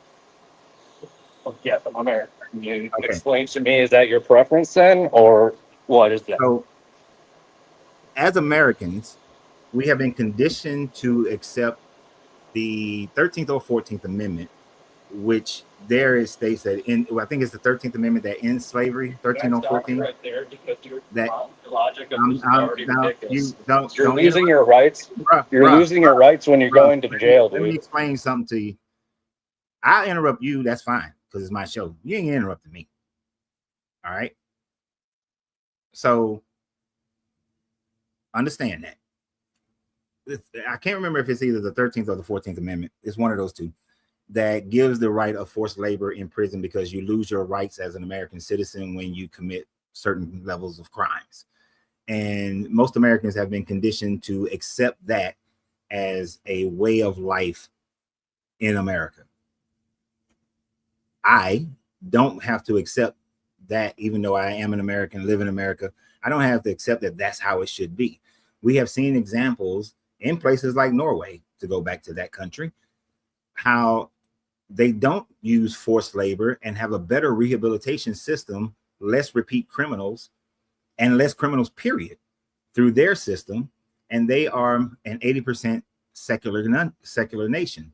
So that is why I say it, because I look at the research of repeat criminals and other countries that don't have that, and how their prison system works. Okay, go ahead. Can you explain to me why I would compare Norway to America? Explain. Say that one more time. Explain why I compare Norway to America. All I heard is explain Norway, America. Can you please explain why I would compare Norway to America? Well, so in comparing one nation to another nation, and which we do this all the time in almost anything, most things in life, when you can compare one system to another system, you may be able to see a better way of doing things than the way. Yeah, if there's one system that's different than the other, that doesn't mean you could give like a straight correlation to like, oh, well, just because, do you know how much, what's the population in Norway? Are we like going to take that into consideration versus the 330 million in America? Are we going to take into consideration how they like that they're, you know, mostly Norwegians there? Those types of things don't really matter. Why would they not matter? I mean, you can take you. They don't. I said really matter, not matter Why at would they all. not matter? Listen to what I said. I didn't say they didn't completely matter. You take in a lot of different. So when you're doing any kind of study, a sociological study, you take in a lot of different variables, and one of the variables would be the population size. You take in industry. You do take in the culture, the mixture, diversity. All those things are part of the equation. I don't really care about your comparison to Norway to America because I don't really see it as relevant. So could you please, like, you know, try to find something else that would prove my view that forced labor in prison is wrong? That's the way that I think through it. So it doesn't matter if you care or not. I'm not here to please you or nothing like that. And dude, your mic is terrible, or you're doing something I think you're going away from it. Because I reject your example because I'm applying it as a bro. Now I said I can't understand you, can't hear you, and your mic just getting worse, and that's getting on my nerves. And your argument is terrible. Your argument is terrible. If you sound like a nationalist is what you sound like. You sound like a nationalist who's like, oh, America's great and we got to do everything America. I don't care about nobody else's bullshit. Then keep thinking the way you think. Keep thinking the way you think, then. I'm not here to try to convert nobody. I care less at the end of the day of what. Because you got to make decisions of your life about your life. Antizzle. Thank you. I should put my reading glasses on when I see this small print up there. Are you over 21? Yeah, I'm 40. Okay. And are you a believer? All right. So what are your thoughts?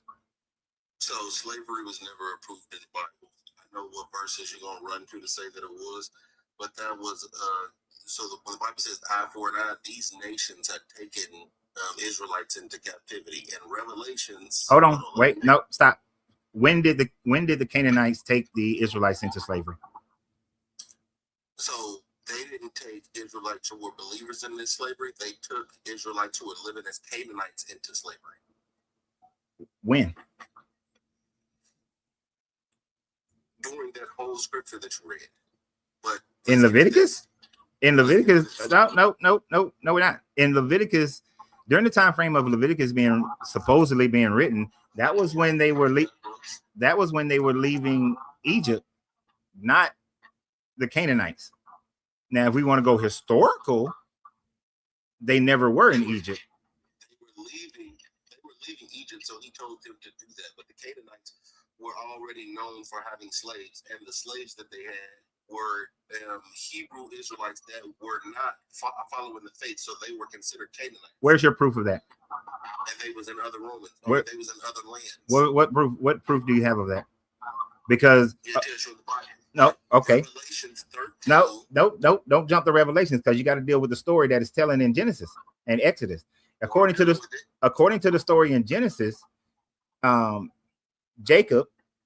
Joseph brought all the Israelites that were in existence at that time frame to Egypt. They lived in Egypt for 200 something years, and then the next 200 something years they were slaves in Egypt, and then the Israelite left. There was nothing in Genesis that says that Israelites were left behind, because all of Jacob's kids and all their servants came to Egypt, and they stayed in Egypt, and then with Moses is when they left. So that's not in the Bible. That's not in the Old Testament. That's not part of that story. All of the what do you call it? They talk about it later on. That's why you know the Bible is not meant to be read linear. That's where your confusion comes in. So when you read the Bible, it tells you about different time zones and different books, and you don't have to stay in Leviticus to find out what happened in Leviticus. But you wouldn't know that because you hate God. So Okay. Revelations 13 and 10. Let me give you a warning here. When you try to tell me who I am and how I think and how I feel, you're gonna get cut off. I don't hate I can't hate something that don't exist in my mind. Well, Revelations 13 and 10, you're talking about something that don't exist. So you must care about it. Well, you said I hate it. You got a certain feeling towards it because look at what you're saying about it. And it ain't like it. It ain't hating it. Either way. I cannot like you, but that doesn't necessarily mean I hate you, right? No. Because I've told my children plenty of times, I don't like you right now. Does that mean that I hate my kids? Well, I'm going by according to the Bible. And according to the Bible, if you speak against, that is hate. Well, the Bible is not the end all be all of reality. It is, you just don't know it yet, but you'll find out. So Revelation's what? So Revelations 13 and 10. You can read it for yourself, or I can tell you what it says. Oh, I'm gonna read it as well, but you can go ahead and say what you want to say. Captivity shall be what? Shall go into captivity. And he that taketh what it say with the sword, shall be killed. Is going directly against slavery. Now the portions there of the book that you're looking at that says slavery is okay because God said that it was okay. The only time that God said that slavery was okay was when he was saying for the Israelites to free themselves out of all nations. You really think that that you're going to take this super stretch of Revelations 13 and this little statement to say that, oh, there were Israelites who was already pre-slaves in the Canaanite lands, so that justify them taking Canaanites into slavery and genociding Canaanites? That's not one little verse. I can give you the one that dude, that verse don't even connect to your statement. It does not. It does, but you don't know how to read the book. No, I know how to read it without having a predisposed landing spot, and so that I create these stretches. You wouldn't find anything in the Bible except for the ones that you focus on. You wouldn't know how to read the stories, because if you did, then you'd know that the Bible tells you precept upon precept. It doesn't say read it linear. That's the fools. Well, see, what you are proving is that you have been completely indoctrinated into this book to the point where you are doing your mental gymnastics to make it fit. When the Bible is telling you a linear time story and giving you when it's going from the storyline of the last part of Genesis through Exodus and the Leviticus, Deuteronomy, and all those and Numbers, and into Joshua, that is all telling a linear story of what happens. Part of the Bible, not to cut you off, but are you saying that no other part of the Bible speaks of those days except for those books? No, other parts of the Bible do speak. Okay, hold on, let me finish. Other parts of the Bible do speak of those days, but when you study this Bible scholastically, one of the things that you recognize is that the writers especially the writers of the New Testament, but you can see this in some of the writers of the prophets as well, that they are adding their storyline into the Old Testament, and they are taking from the Old Testament to validate or reread into it what's going on in their lives at that time frame or what they're prophesizing about. So it is not that they know what was happening back then. They are pushing their ideology onto what was already pre-written. Now, you don't know how, and to act like you don't know how to read the Bible scholastically. But see, you're saying scholastically, and you don't understand what the Bible tells you to read it like. You can't go outside the Bible to learn how to read the Bible. Where does the Bible tell you that you got to read it? You got to read it a certain way. Where does it tell you got to read it? Where does it tell me I got to read it? But I'm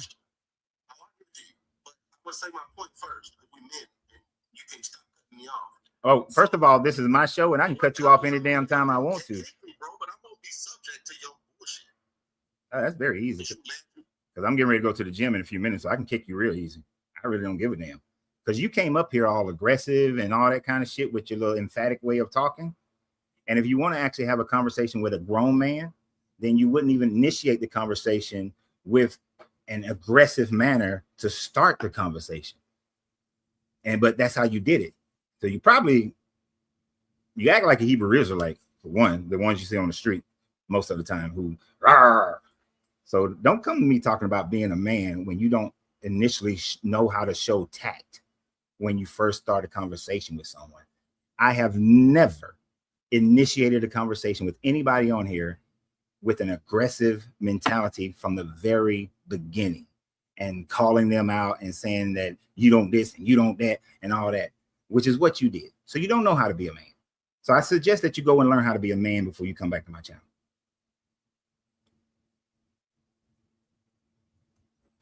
African American, was it African American something?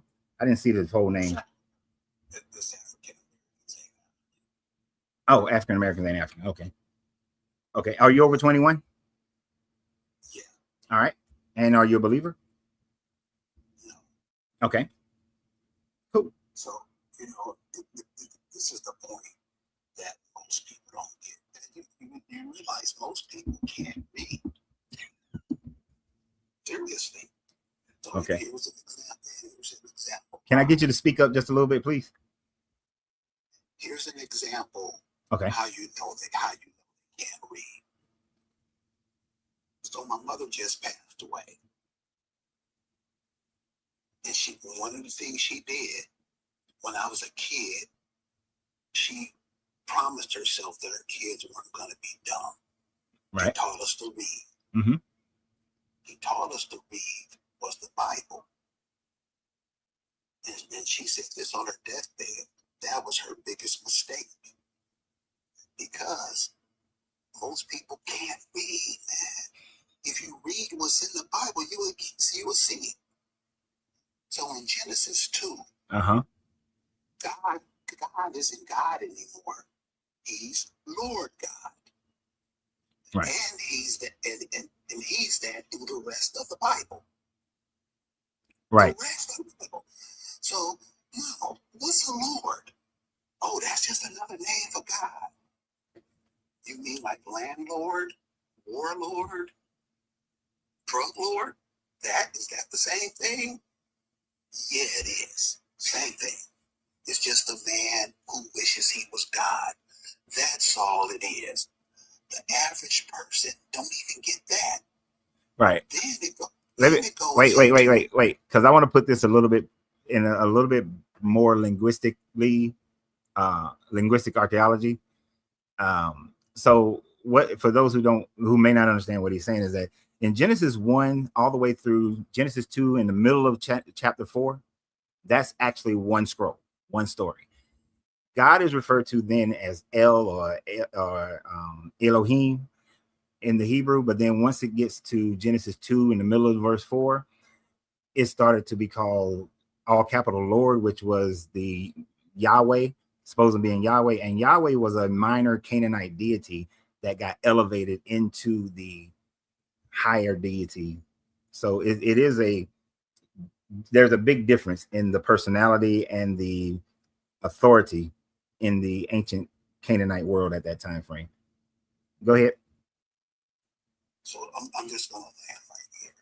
So then if you go a couple of verses down, you'll see that this Lord God and Adam creates woman. When do two men create a woman? The average person, I'm talking about 98% of the people in the church, I don't know. They don't get it, man. And there's one more thing, and I'm going to land. Okay. And this is especially with so-called black people.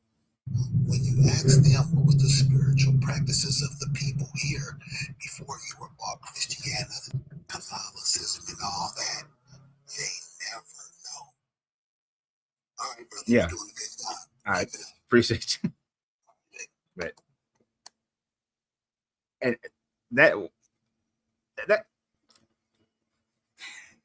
that's one of the things. One of the last things he said is something that helped me to deconstruct from Christianity and the Bible itself. Is that I thought about, especially anytime I've worked on my ancestry, which I need to start back working on again. When I got to my relatives who came to the Americas in the 1850s, and then my other relatives who came to the Americas in around the 1750s. And it's weird that they're like almost 100 years apart. My mother's side of the family came to America in around the 1750s. My father's side of the family came to the Americas around the 1850s. What's crazy is that they had a religion before they ever came here. The family, I haven't tracked down any specific family members who were in Africa who came over here, because that part is, I probably never find a manifest with names on it or anything of that nature. But they didn't believe in this Christianity. They were forced into it. So then I asked myself the question, why would I continue to believe something that my earliest ancestors that I can find were forced into it, and every ancestor after that were indoctrinated into it? And even the few, I got one line that goes to some Native Americans, and on that line, they became Christian because of a treaty. And most people know about the 5 Civilized Tribe Treaty. There's one line that goes through my grandmother, then there's a part of her line that branches off, and then there's a group that comes in, and they're Native Americans, right? They're Cree Indians. They signed a treaty, and they converted because of a treaty in order to make sure that they had some land, and then they took their land anyway. So why would I still believe this shit if it came through force and through a treaty? That's insane to me. All right, John's gonna be my last person, then I'm going to the gym. What up, John? Pretty good, man. How you doing? You over 21? I am. I want my voice to be naturally deep like that. Yeah. But so are you a believer, John? Define what you're talking about as far as believer. Do you believe in a God? No. Okay. I believe in Yahuwah. Isn't that a God? No. So God and Lord are titles. Say what? God Uh-huh. and Lord are titles. So let me do a disclaimer to you. I'm not a part of any cult or Hebrew Israelite or anything else like that. Okay. So I don't want you. I'm not going to be here considering how that you like the other brother was. I'm not a part of any of those sects or anything else like that. Okay. I'm trying to learn the truth. You know what I'm saying? I got you. So I was just saying, I was looking at some of your things saying slavery approved. Have you ever read the whole chapter of Deuteronomy, chapter 28? Yeah. Where it talks about the curses of Yasharel? Yeah. For not doing. Mm-hmm. Okay. And your thoughts on that? Well, my thoughts on that is that it doesn't. Okay, so usually when I'm having that conversation, I'm talking to somebody who's a Hebrew Israelite, and the main emphasis is that has nothing to do with the transatlantic slave trade or the any Israelites who or the black people who were in the Africans who were part of that slave trade coming to America, and them being the, my forefathers. That's generally that conversation when it comes to Deuteronomy 28, because as far as like this 400 years of punishment, it doesn't fit the transatlantic slave trade. As far as them not having any buyers, it doesn't fit. As far as, and when it talks about them going to Mizraim, I know that they translate Mizraim without the definite article, even though it has the definite article. And when it has the definite article, it is speaking specifically of the land of Egypt, not a analogy of Egypt as a representation of bond servant, bond land. So for me, from my understanding, the transatlantic slave, I think what is this slavery really initiated with what in 1619? Yeah, well, the first African slave came in 1619. So if you had 400 years to that, what would that be? That would be 2019. Okay, so if you read again, if you go back to read the curses of Deuteronomy chapter 28, then that will let you know pretty much who the people are, who we are. If you read the whole entire thing, and it explains in detail all the curses, and there's only one set of people that fit that category. No, I disagree with that. Okay, where does I mean, see, I forgot where the curses start. So if you read the curses, there's only one set of people in this world that fit that category, and they're people of color. I'm not saying that it's African Americans. I'm not saying it's all Africans. I'm not saying, but people of color fit that category. If you read those curses, I'm trying to find where the curses start. Everyone is. Oh, wait a minute. I think is it 60 where the curses start? Yes. Yeah, I will bring back upon you all the diseases of Egypt, of which you were in dread, and they shall cling to you. That's where it starts, right? Yes. I don't think there's any curses above that. It goes down verbatim about what we would suffer and what we would do for being disobedient. Not us, but our ancestors and stuff like that, for being disobedient. So I agree with you. I talk when I talk to people, I'm like, what God are you talking about? You got Zeus, you got Ares, what God are you speaking about? Because like you said in Genesis, the creator, who I call is Yahuwah. Mm-hmm. And so I'm like, that's his Hebrew name.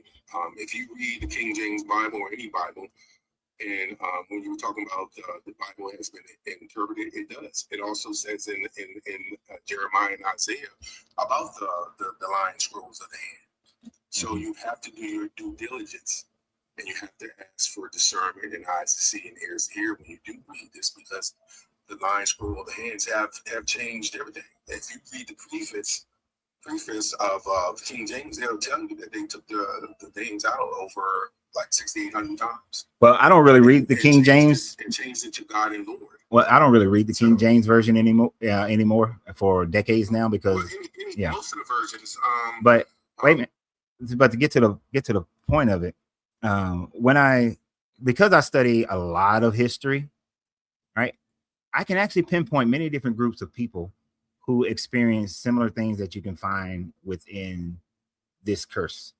You can even go directly to the Israelite people when they were conquered by Titus in 70, when he conquered Judea, and he dispersed the Jewish population all throughout the Roman Empire from that time frame. And then over the next hundreds of years, they were forced to be Hellenized. They were forced to worship some of the gods of the Romans.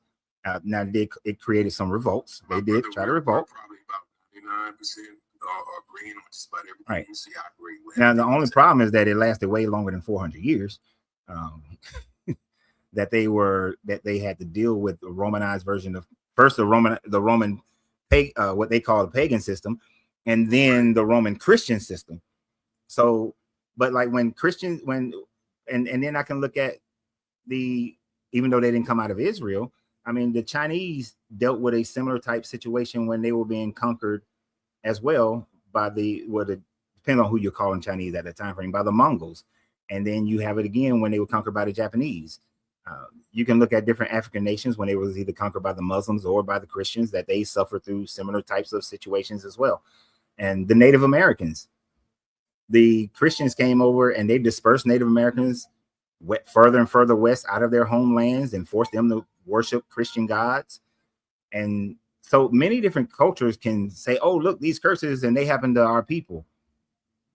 But that doesn't make the Bible true.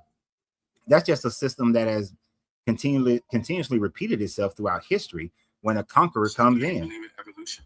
You believe in evolution? You don't believe that we are created beings? No, I don't. Yeah, I don't think we're created beings. I think that we, over the circumstances of the Earth and the universe, our solar system more specifically, we evolved. Oh, okay. I respect that, my brother. Yeah. I know. Yeah, I'm not here to. I disagree, but I respect that. You know what I'm saying? So, No, I respect your point of view. I just disagree with the whole thing that these Israelites. You know, it's funny. My name is John, by the way. It's funny, man, but we have been lied to and indoctrinated so much, man, and it's so hard to believe anything that we have been taught. And over the years, we've been lied. Our parents were lied to. Our great grandparents were lied to. So, like you said, it's very hard. You just have to pray to the Creator for discernment. And it's like that. Eyes to see, ears to hear, man, because everything that we've been learned or been taught or whatever through everything we have been lied to. And so it's hard for anyone to really come. No one knows everything, except for the Creator, but it's hard for anyone to believe. It doesn't add up. A lot of things don't make sense. A lot of things don't add up, and that's why you have to ask the Creator for discernment, in my opinion. So, well, and I respect. I can respect your opinion of that. I don't ask any creator. I used to. Actually, what you may find interesting is that my conversion happened while I was actually praying without ceasing, as they like to say, for the discernment. And as I was traveling to different places of the world and then having the opportunity to be in museums and meet curators and meet archaeologists and to go to a lot of these holy places, I was praying like nobody's business, because my goal was to reform Christianity, because I was thinking Christianity has been taught incorrect. But the more and more I was researching and studying and looking and praying, the more and more I slowly, because it took about, I started that journey when I was 9. I fully let it go when I was in about 30, 35, 36. But I was asking for the discernment, but the discernment led me out of the belief and the belief of a God, period. I agree with you, my brother, because I'm third, fourth generation Seventh-day Adventist. So I'm with you. You know what I'm saying? I had a time with them. Yes. So I'm third, fourth, and so, and we've been praying to the wrong. We've been praying to Jesus and God and Lord and all that, and there's no such. You know what I'm saying? So, I'm with you. But Yahuwah and Yahusha are two different people. So, or different. Yeah, I had to let the whole names don't change to me. I had to let that part go too. All over the world. You ever heard those words? You ever heard those names? Yeah, I used to I at one point I used to not with Yahuwah. You know what I'm saying? We breathe his name. We breathe his name every day. It's our name is in his DNA. In our DNA. I went that. That's for another discussion, my brother. I appreciate you. I appreciate you too. It's speak, man. It was good talking to you. It's nice talking to another brother that we can be simple. That part right there. You know what I'm saying? See, I could probably go hang out with John. Yes. Yeah. If you was in San Antonio, I'd be like, man, let's meet up. No, but if you ever come to Puerto Rico, man, I'm here. Oh, that's part of that's on the books for possibly next year. Yeah, man. I'm here in Puerto Rico, man. Retired here in 23. So. Yeah, we was gonna move to Puerto Rico before we moved here to San Antonio, but y'all gotta get that power grid right, man. Yeah, we're working on it, man. I see you got another follower in the way coming up. Oh, I'm gonna get off here. I gotta go to the gym, man. I gotta get this back fat off my back. All right, thanks, John. Same to you. I do the same thing. Get up and walk too. Yeah, exactly. Bye. See, now I don't know if that other dude is still listening. He probably not. But that's how you have a grown folks conversation, even when you disagree. That's how you do it. That's how you have those kind of conversations. John got some dignity. I would actually, when we go to Puerto Rico, John is somebody that I was like, hey man, we come to Puerto Rico, bro. you got to hook us up. You got to let us know where to go, what to do, that kind of thing. I could probably sit down. I don't know if John has cigars, but we can have a cigar and talk. But some of these people, they don't know how to have a grown person's conversation. But look, we started this live early. We're going to start doing all of them earlier because doing them later and then finishing when my wife gets off doesn't give me time to go to the gym. And the way my back feels, working out in the morning just is not going to happen. My back is always hurting in the morning. So I have to give it time to adjust. So I'm getting ready to go to the gym. Hopefully everybody goes to the gym or work out, do some type of exercise every day. Keep yourself healthy because this is, as far as we know, this is the only body you got. That's it. The only body you got. The only life you're going to live. So you need to make the best of it. Regardless of what you believe, you need to make the best of whatever life that you have right now. So ending on a positive note, thank you guys. I'll see you guys. What's tomorrow? What's today? Today's Wednesday, right? Yep. So definitely be here tomorrow. So we'll be here tomorrow. Should start around 1:30, 2 o'clock time frame. No, should start around 1:30 again. We started at 1:30 today. Hopefully start a little bit earlier tomorrow. But we got to finish. I supposed to have finished at 3:30. It's 3:58. So I got to go get a quick workout. So y'all have a great day. And always remember, you got to free yourself to be yourself because your greatness is non-negotiable.